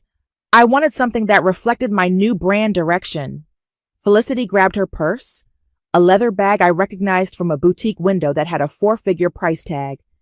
There's leftover Thai food in the fridge, and Paige already had her bath. After she left, Paige and I settled on the couch to watch a movie. She curled up against me, her small hand in mine. Aunt Jordan, why doesn't Mommy live in the old house anymore? She needed a new place, sweetheart. I liked the old house. It had the big tree in the backyard. I liked that tree, too. Halfway through the movie, Paige fell asleep. I carried her to her bedroom, tucking her into a bed that probably cost more than my entire bedroom set. As I was adjusting her nightlight, I noticed the small camera mounted in the corner, a nanny cam. I'd forgotten Felicity had mentioned installing it after her last babysitter quit. The little red light blinked steadily, recording everything. I was heading back to the living room when I heard voices at the front door. Felicity's laugh, followed by Mom and Dad's voices. They were back early. Can't believe how well this worked out, Mom was saying as they entered. I froze in the hallway, suddenly not wanting to announce my presence. "The apartment is gorgeous, honey," Dad said. "Much better than that cramped place you had before." "I told you the house money would change everything," Felicity replied. "And the best part is, Jordan actually thanked us for selling it. She has no idea what's really coming." My blood turned to ice. "Are you sure the lawyer did everything correctly?" Mom asked. "I don't want any complications later." "Mom, relax. The inheritance paperwork is ironclad. Jordan's name isn't anywhere on it. When you guys are gone, everything comes to me. She'll never see a penny." "I still feel a little bad about lying to her," Dad said quietly. "Don't," Felicity said firmly. "She's always acted like she was better than us, with her responsible job and her perfect credit score. Let her be responsible for her own retirement." Mom laughed. "She probably has it all planned out anyway. You know how she is with her spreadsheets and her savings accounts?" "Exactly. She doesn't need the money like I do. I'm building something here. I'm creating a brand, a lifestyle. Jordan just exists." "Well, she is useful for babysitting," Dad said. "True. And she'll never suspect anything as long as we keep asking her to watch Paige. She's so predictable." Their voices moved toward the kitchen, but I'd heard enough. I stood in that hallway, my hands shaking, feeling like the floor had dropped out from under me. They'd planned this. All of it. The tearful conversation about Felicity needing help, the promises about my inheritance, the lawyer drawing up papers. It was all a lie. They legally cut me out of everything while making me feel guilty for even questioning it. I pulled out my phone and opened the camera app, my hands surprisingly steady now. I took photos of the nanny cam, noting its position and the blinking red light. If it was recording audio, it had captured everything they'd just said. "Jordan," Felicity called from the kitchen, "I thought you left already." I walked into the kitchen, my face carefully neutral. Paige fell asleep. I was just getting ready to go. How was she? Perfect, as always. I looked at my parents, who were sitting at Felicity's granite breakfast bar with glasses of wine. "Nice to see you both." "You too, honey," Mom said. "We should have dinner soon." "Definitely." I grabbed my purse. "Felicity, can you text me the login info for your nanny cam system? I want to make sure I can check on Paige if she wakes up while I'm babysitting." "Of course. I'll send it to you tomorrow." I hugged them all goodbye, playing the role of the loving daughter and sister. But inside, something had fundamentally shifted. The family I'd spent 29 years trying to please had just revealed exactly what they thought of me. As I drove home, I wasn't planning revenge. Not yet. I was just thinking about that nanny cam and wondering what other interesting conversations it might record. Sometimes the best weapon is the one your enemy hands you themselves. 6 months passed. I became a ghost in my own family. "You've been weird lately," my roommate Natasha said, finding me at the kitchen table with my laptop and a stack of printed documents. "What's all this?" "Research." I closed the laptop screen. "Just keeping track of some things." "Things like what? You've got bank statements, screenshots, and is that a legal pad full of dates and times?" I'd been documenting everything. Every expensive purchase Felicity posted on social media. Every time my parents called asking for small favors that somehow always benefited my sister. Every lie they told about their financial situation. "Jordan, talk to me. You've barely mentioned your family in months, and now you're sitting here like some kind of detective." My phone buzzed. Felicity's name appeared on the screen. "Hey sis, any chance you can watch Paige tomorrow night? I have this investor meeting that could be huge." I showed Natasha the text. "Third time this month. So say no." "I can't. Paige needs stability and she's not getting it from her mother." Natasha sat down across from me. "What happened?" "And don't say nothing, because you've been different since that night you babysat at Felicity's place." I told her everything.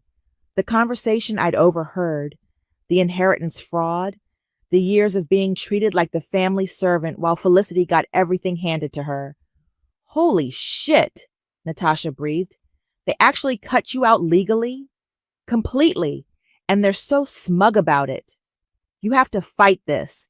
Get a lawyer. Contest the will. With what proof? It's their word against mine. What about the nanny cam?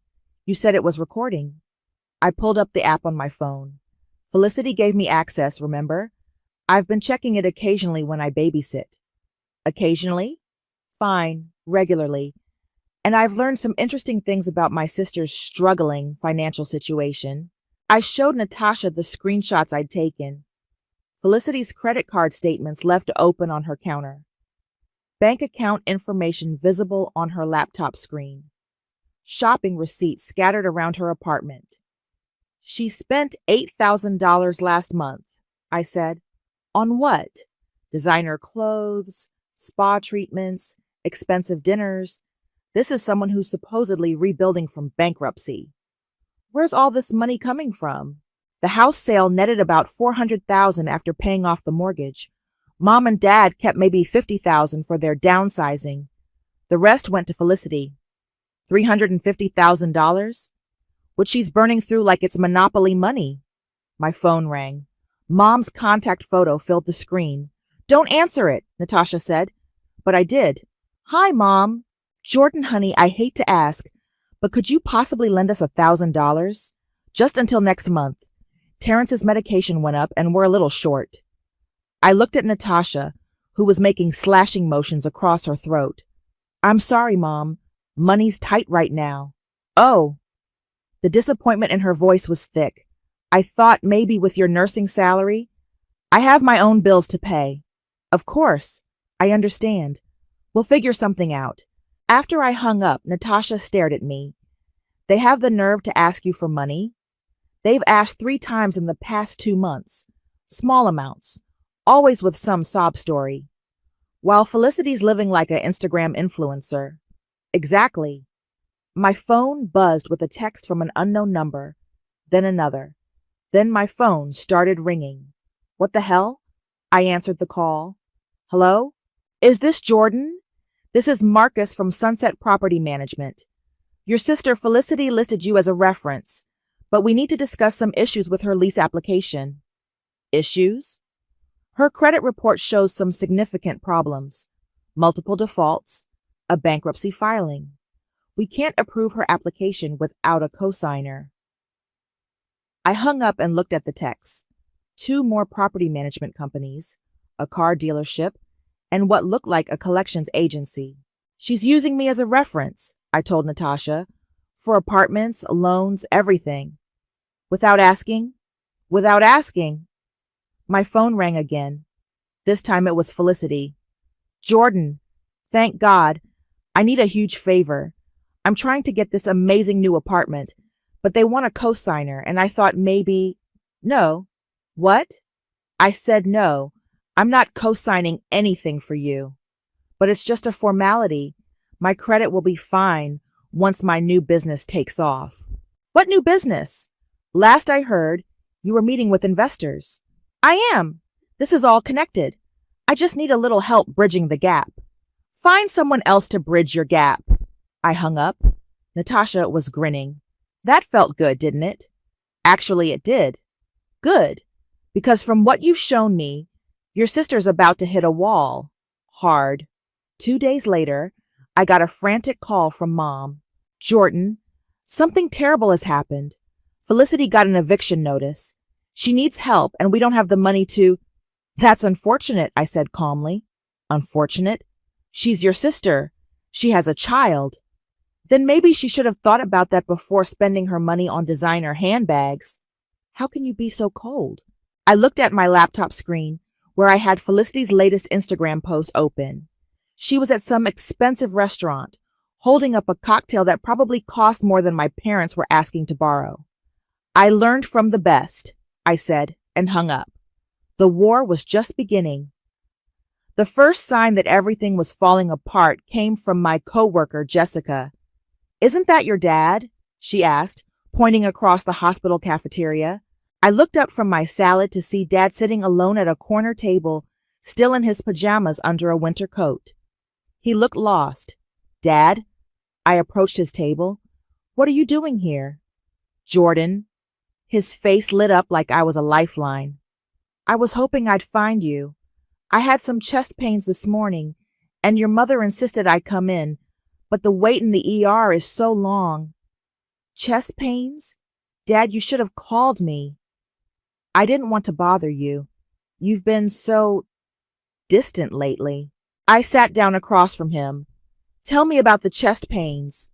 It's probably nothing, just stress. Things have been difficult since... He trailed off. Since what? Since Felicity lost the apartment. She and Paige have been staying with us in our new place, but it's only got one bedroom. We're all sleeping on air mattresses. I kept my expression neutral. That sounds challenging. It is. And Terrence, I lost my part-time job at the hardware store. The owner said I seemed distracted lately. Are you distracted? Dad rubbed his face. Felicity keeps asking for money. Small amounts, but they add up. And Maeve is so worried about her, she's not sleeping. Neither of us are sleeping. What does Felicity say about finding work? She's still pursuing her business ventures.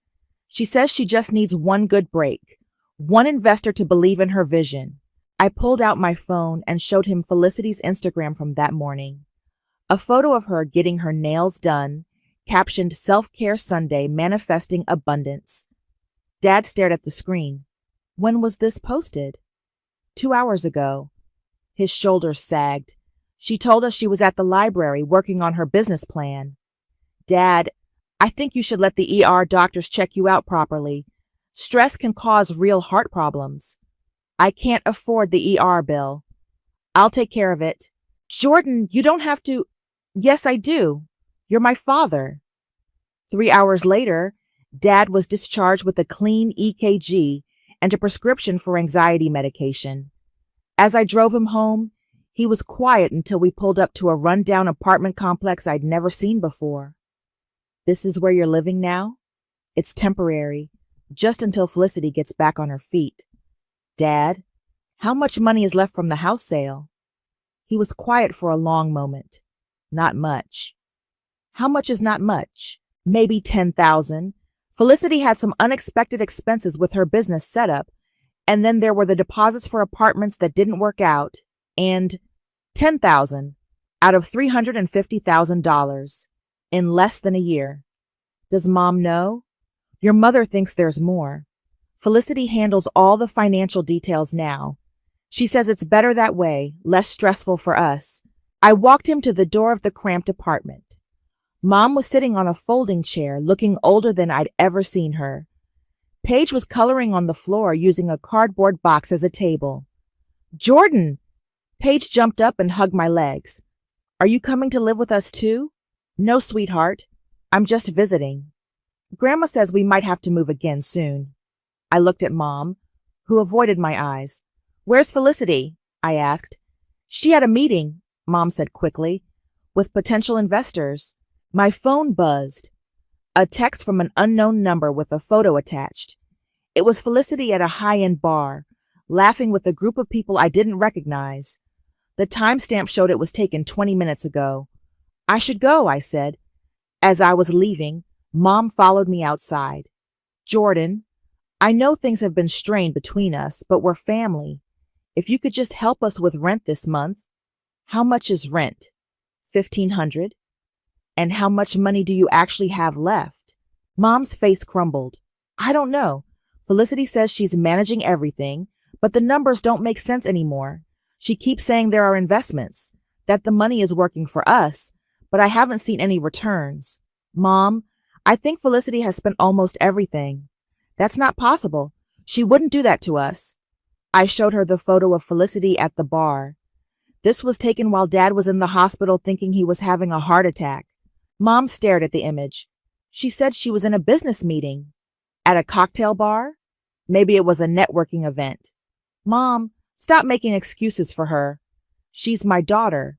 So am I. The words hung in the air between us. Mom's face went through a series of emotions. Anger, denial, and finally, something that might have been recognition. What do you want me to do, Jordan? Abandon her? I want you to open your eyes. I got in my car and drove away, leaving them in that parking lot of their crumbling life. But as I pulled onto the main road, my phone rang. Jordan, it's Cole, my ex-boyfriend. I hadn't heard from him in over a year.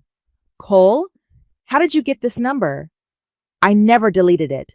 Listen, I know this is weird, but I heard about what's happening with your family. I ran into your mom at the grocery store, and she looked rough. What do you want? I want to see you. I think we should talk. I should have hung up, should have kept my distance from everyone who might complicate what was coming next. Instead, I said, okay. The knock on my door came at 8:47 p.m. on a Tuesday. I knew it was them before I even looked through the peephole. Mom, Dad, Felicity, and Paige stood on my doorstep with suitcases. I opened the door but didn't step aside. What's this? We got evicted, Mom said, her voice shaking. We have nowhere else to go. The landlord changed the locks while we were out, Dad added. We couldn't even get our things. Felicity pushed past me into my apartment. Thank God you're home. We've been driving around for hours. Excuse me? I blocked the doorway as Mom and Dad tried to follow. I didn't invite you in. Jordan, please, Mom said. We're family. Family takes care of each other. Do they? I looked at each of them. Because I seemed to remember family selling my childhood home and cutting me out of their inheritance. The color drained from Mom's face. Dad looked confused. Felicity froze in my living room. What are you talking about? Dad asked. Ask your wife. Ask your golden child. Aunt Jordan? Paige tugged on my shirt. I'm really tired. I looked down at my 5-year-old niece, the only innocent person in this mess. Come here, sweetheart.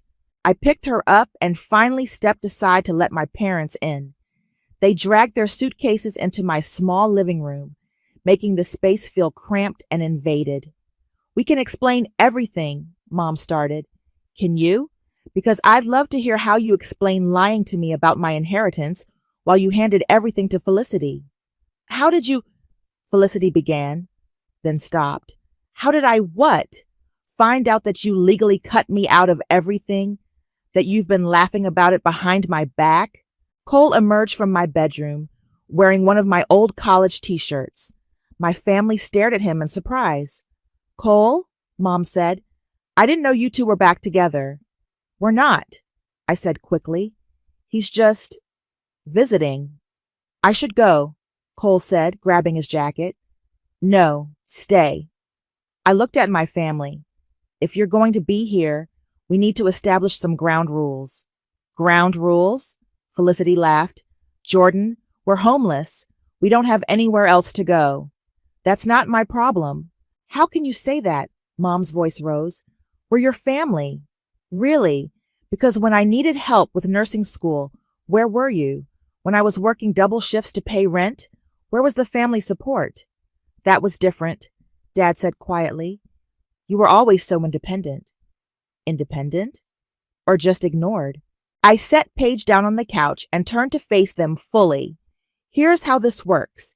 If you want to stay here, you pay rent. $300 a week split between the three of you. $300? Felicity sputtered. We don't have that kind of money. Then get jobs. All of you. I'm 60 years old, Dad protested. So? You worked at the hardware store before. Find another job. And what about me? Felicity crossed her arms. I'm building a business. With what money? You've spent everything. That's not true. I have investments. Stop lying. I pulled out my phone and showed them screenshots I'd taken from the Nanny Cam app. I know exactly how much money you've blown through. Designer clothes, expensive restaurants, spa treatments. You spent $350,000 in 10 months. The room went silent except for the sound of Paige playing with her toy. You've been spying on me? Felicity's voice was shrill. You gave me access to your nanny cam, remember? For babysitting? That doesn't give you the right to... To what? Document how you've been lying to everyone? Mom sank into my armchair. Is it true? Is the money really gone? Felicity's silence was answer enough. Jesus Christ, Dad whispered. Don't blame this on me, Felicity snapped. I was trying to build something. I was investing in our future. Whose future? I asked. Because you made it pretty clear that I'm not part of it. What does that mean? Dad asked. I looked at Mom. Tell him. Jordan, please. Tell him how you changed the inheritance documents. Tell him how you cut me out completely. Tell him how you all laughed about it. Dad turned to stare at his wife. Maeve? What is she talking about? We thought it was for the best. Jordan is so responsible, she doesn't need... You thought it was for the best to steal from your own daughter? We didn't steal anything. Mom stood up. We made a decision about our own assets. After promising me I'd get my fair share. Plans change, Felicity said coldly. You'll be fine. You always are. Cole stepped forward. Maybe I should take Paige to get some ice cream while you all work this out. That's a good idea, I said, grateful for his intervention. After they left, I turned back to my family. Here's what's going to happen. You can stay here temporarily, but you follow my rules. You get jobs, you pay rent, and you contribute to household chores. No more lies, no more manipulation, and no more treating me like your personal ATM. And if we don't agree, Felicity asked, then you can figure out somewhere else to sleep tonight. I walked to my bedroom door and paused. Oh, and one more thing. I've been documenting everything. Every lie, every expense, every conversation. So if you're thinking about trying to screw me over again, remember that I have evidence of everything you've done. I closed my bedroom door behind me, leaving them to absorb the new reality. For the first time in months, I felt like I was the one in control, but I could hear them whispering in my living room, and I knew this was just the beginning. Living with them was like hosting 3 different kinds of parasites. Dad actually tried. He found a part-time job at a grocery store and quietly did dishes without being asked. But Mom spent her days on my couch, sighing dramatically and making passive-aggressive comments about how things used to be. Felicity was the worst. She treated my apartment like a hotel, leaving messes everywhere and acting like the rules didn't apply to her. Felicity, it's your turn to cook dinner, I said, coming home from a 12-hour shift to find her painting her nails on my kitchen counter. I can't. I have a conference call with potential investors in an hour. What investors? It's complicated. You wouldn't understand the business side of things. I looked at her fresh manicure, her new highlights, the designer coffee cup from the expensive place downtown. Where did you get money for all this? I have some income streams you don't know about. Such as? Jordan, not everything is your business. It is when you're living in my house rent-free. We agreed to pay rent once we get back on our feet. It's been 3 weeks. Dad's the only one who's even looked for work. Mom appeared from the living room. Felicity's working. She's building a business. What business? Show me a business plan. Show me incorporation papers. Show me anything that proves this isn't just another fantasy. You're so negative, Felicity said.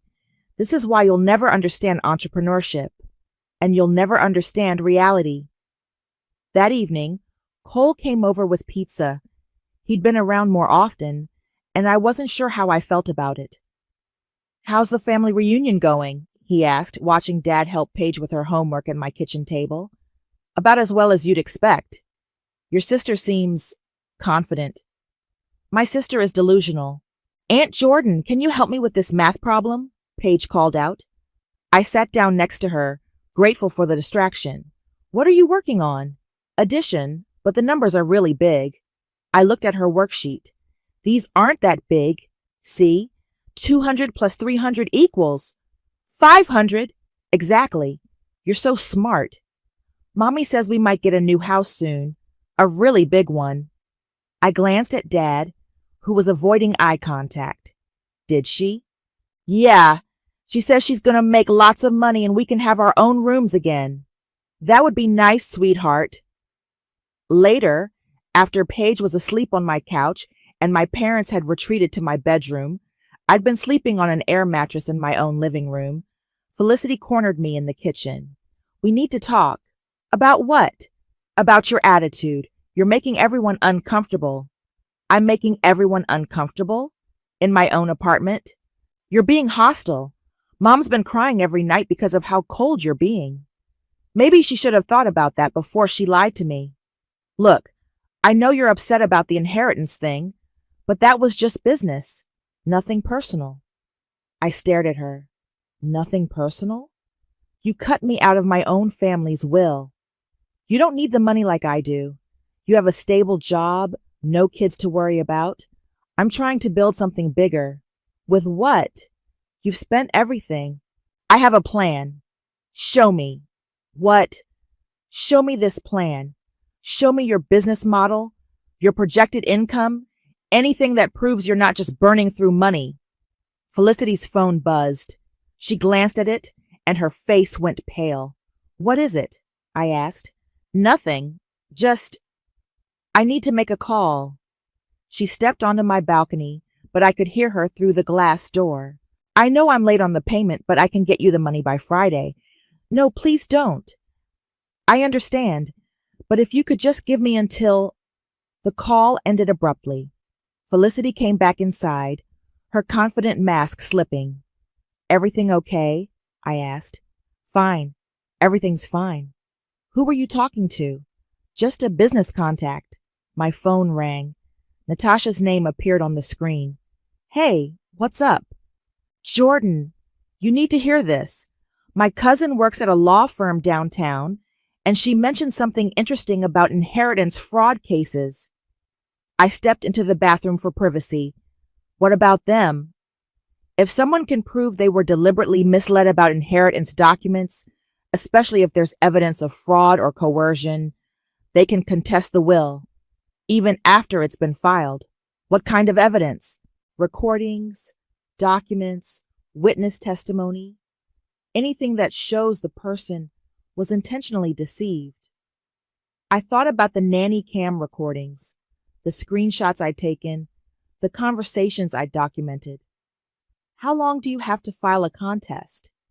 "Depends on the state, but usually a few years from when the will was filed." "Why?"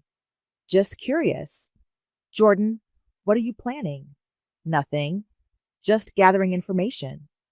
After I hung up, I found Cole in my living room, looking uncomfortable. "Your sister asked me to lend her $5,000, he said quietly. "What did you tell her?" "I told her I'd think about it, but honestly, I wanted to check with you first." "Don't give her anything." "She said it was for a business opportunity that couldn't wait." "Cole, she's a con artist. She's conned my parents out of their life savings, and now she's trying to con you." "She seemed pretty desperate." "Good. Maybe desperation will finally force her to face reality." But as I said it, I realized that desperate people don't always make rational choices, and Felicity had never been rational to begin with. The next morning, I woke up to find a note on my kitchen counter. "Gone to handle some business. Back tonight." F. Paige was still asleep on the couch, but Felicity was nowhere to be found, and neither was my laptop. She took my laptop. Natasha found me sitting on my kitchen floor at 6 a.m, still in my pajamas, staring at the empty space where my computer used to be. "Are you sure? It was right here when I went to bed. Now it's gone, and so is Felicity." "What was on it?" "Everything. Screenshots, documents, recordings from the nanny cam, all my evidence." Natasha sat down next to me. "Please tell me you backed it up somewhere. Some of it's in the cloud, but not everything. And she knows my passwords. She's seen me type them."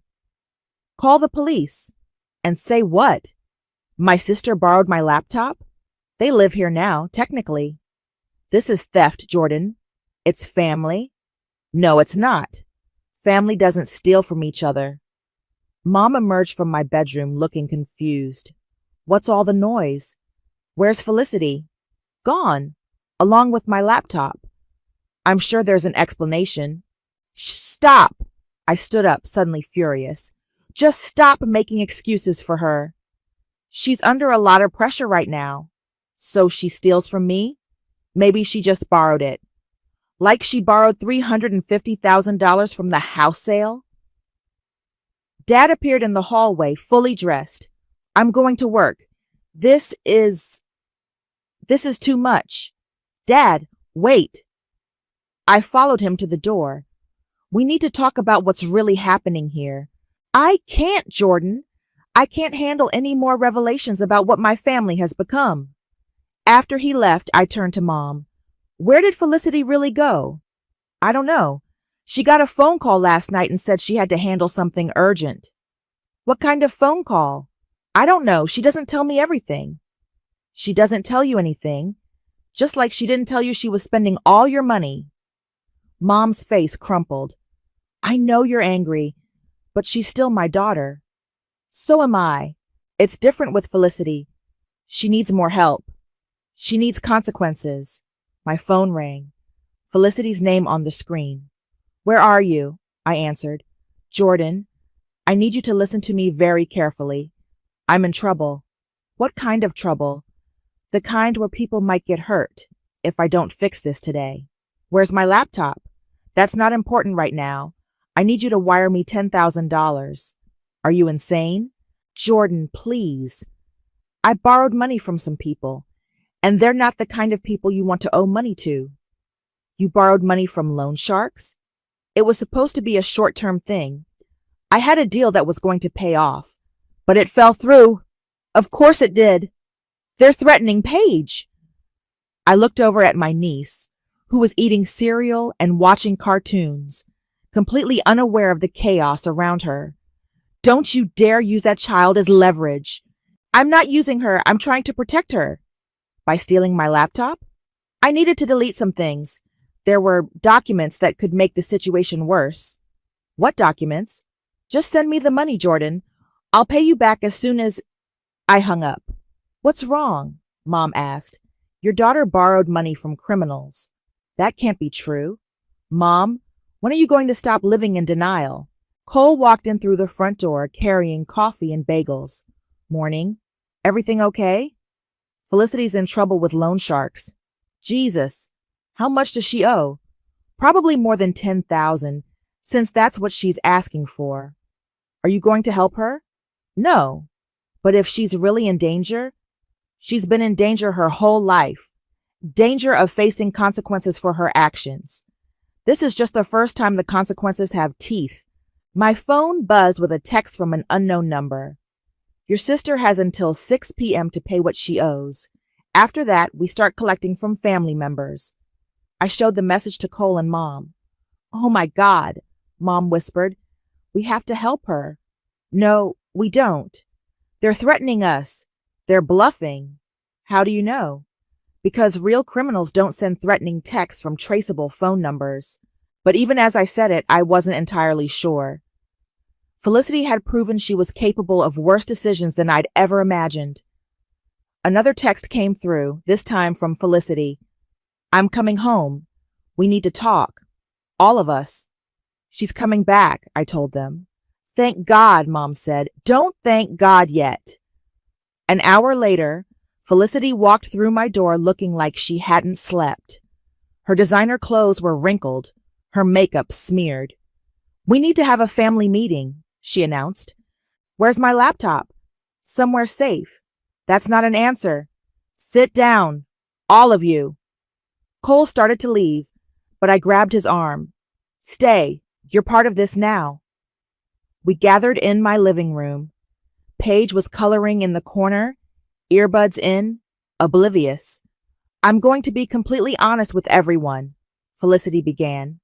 That would be a first, I said. The money is gone, all of it, and I owe people, dangerous people, more than we can pay. How much? Dad asked quietly. He'd come home early from work. $50,000, Mom gasped. Dad put his head in his hands. But I have a solution, Felicity continued. Jordan, you can take out a loan against your 401k. It's not that much money for someone with your credit score.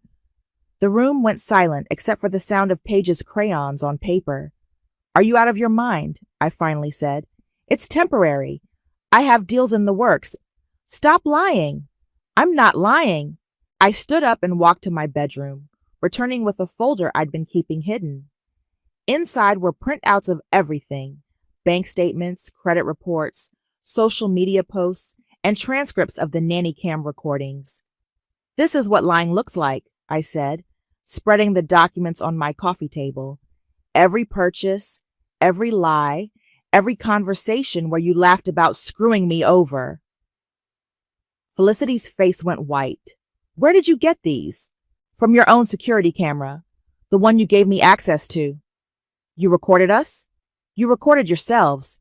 I just saved the files. I turned to my parents. Do you want to know what your golden child really thinks of you? She called you pathetic and easy to manipulate. She said Dad was too weak to stand up to anyone, and Mom was desperate to be loved. That's not true, Mom whispered. I pulled out my phone and played an audio file. Felicity's voice filled the room. They're so desperate for my approval, they'll believe anything. It's actually kind of sad. The silence that followed was deafening. Get out, I said quietly. Jordan, Felicity started. Get out of my house. All of you. Now. You can't throw us out, Mom said. We have nowhere to go. You should have thought of that before you decided I wasn't family. What about Paige? Dad asked. I looked at my niece, still coloring peacefully in the corner. Paige can stay. You can't keep my daughter. Felicity stood in my doorway 3 days later, looking desperate and hollow-eyed.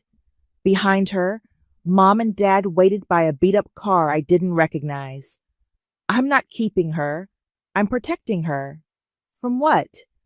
From you. Paige was at school, which was probably for the best. This conversation didn't need to happen in front of her. I'm her mother. Are you? Because mothers don't put their children in danger by borrowing money from criminals. That situation is handled. How? Felicity's silence told me everything. Let me guess. You told them you'd pay them back with the money you don't have, using a plan that doesn't exist. I'm working on it. No, you're not. You're running. That's what you do when things get hard. Cole appeared behind me, carrying 2 cups of coffee. Everything okay? Felicity was just leaving. I want to see my daughter. Then get your life together first. You can't make that decision for me. I pulled out my phone and showed her a text I'd received that morning. Child Protective Services wants to talk to you about Paige's living situation. Apparently someone reported that she's been staying in unstable housing with a parent who has gambling debts. You called CPS on me? I didn't have to. Your loan shark friends did that when they couldn't find you. Felicity's face went white. What? Turns out threatening a child gets you on some government watch lists. They've been looking for you. This is your fault. If you just helped me, if I just enabled you, like everyone else, has your entire life. Mom got out of the car and approached us. Jordan, please. We're family. No, we're not. Family doesn't lie to each other. Family doesn't steal from each other. Family doesn't cut each other out of wills while pretending to care. We made mistakes. You made choices.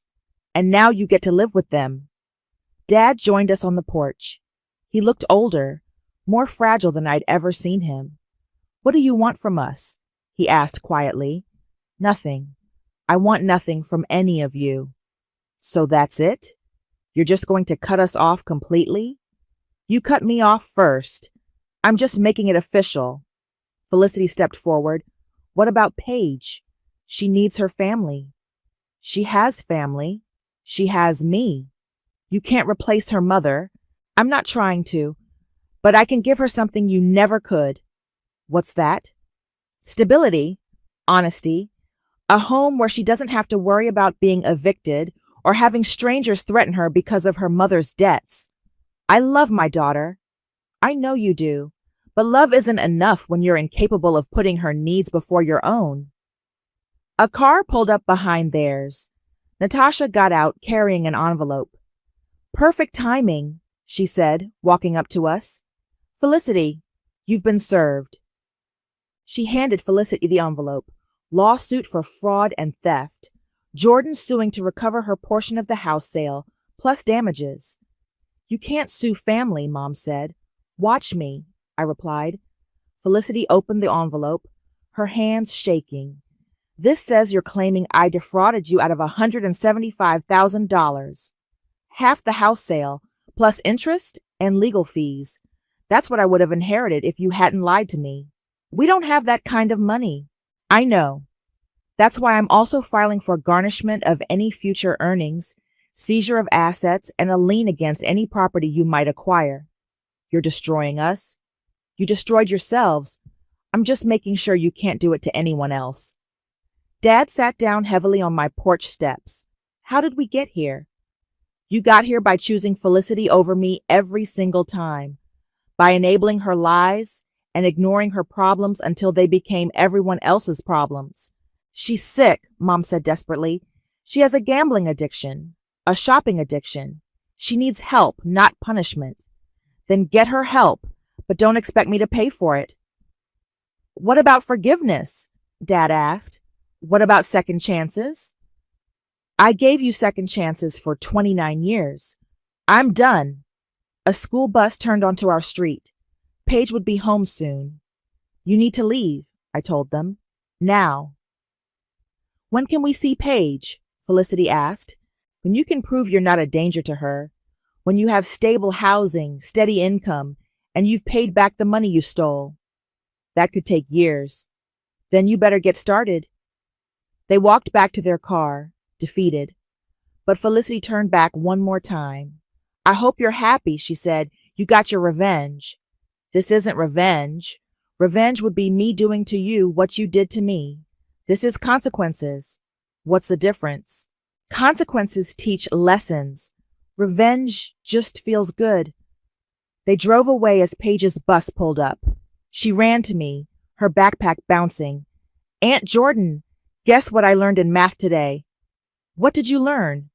Subtraction. When you take away the bad numbers, the good numbers are easier to see. I hugged her tight, watching the taillights of my family's car disappear around the corner. That's exactly right, sweetheart. Sometimes you have to subtract the bad numbers. Cole put his arm around both of us. So what happens now? I looked at my apartment, our apartment, where Paige's drawings were taped to the refrigerator and her toys were scattered across the living room floor. It wasn't the family I'd grown up with, but it was the family I was choosing. Now we do better. And for the first time in my adult life, I believed that was actually possible.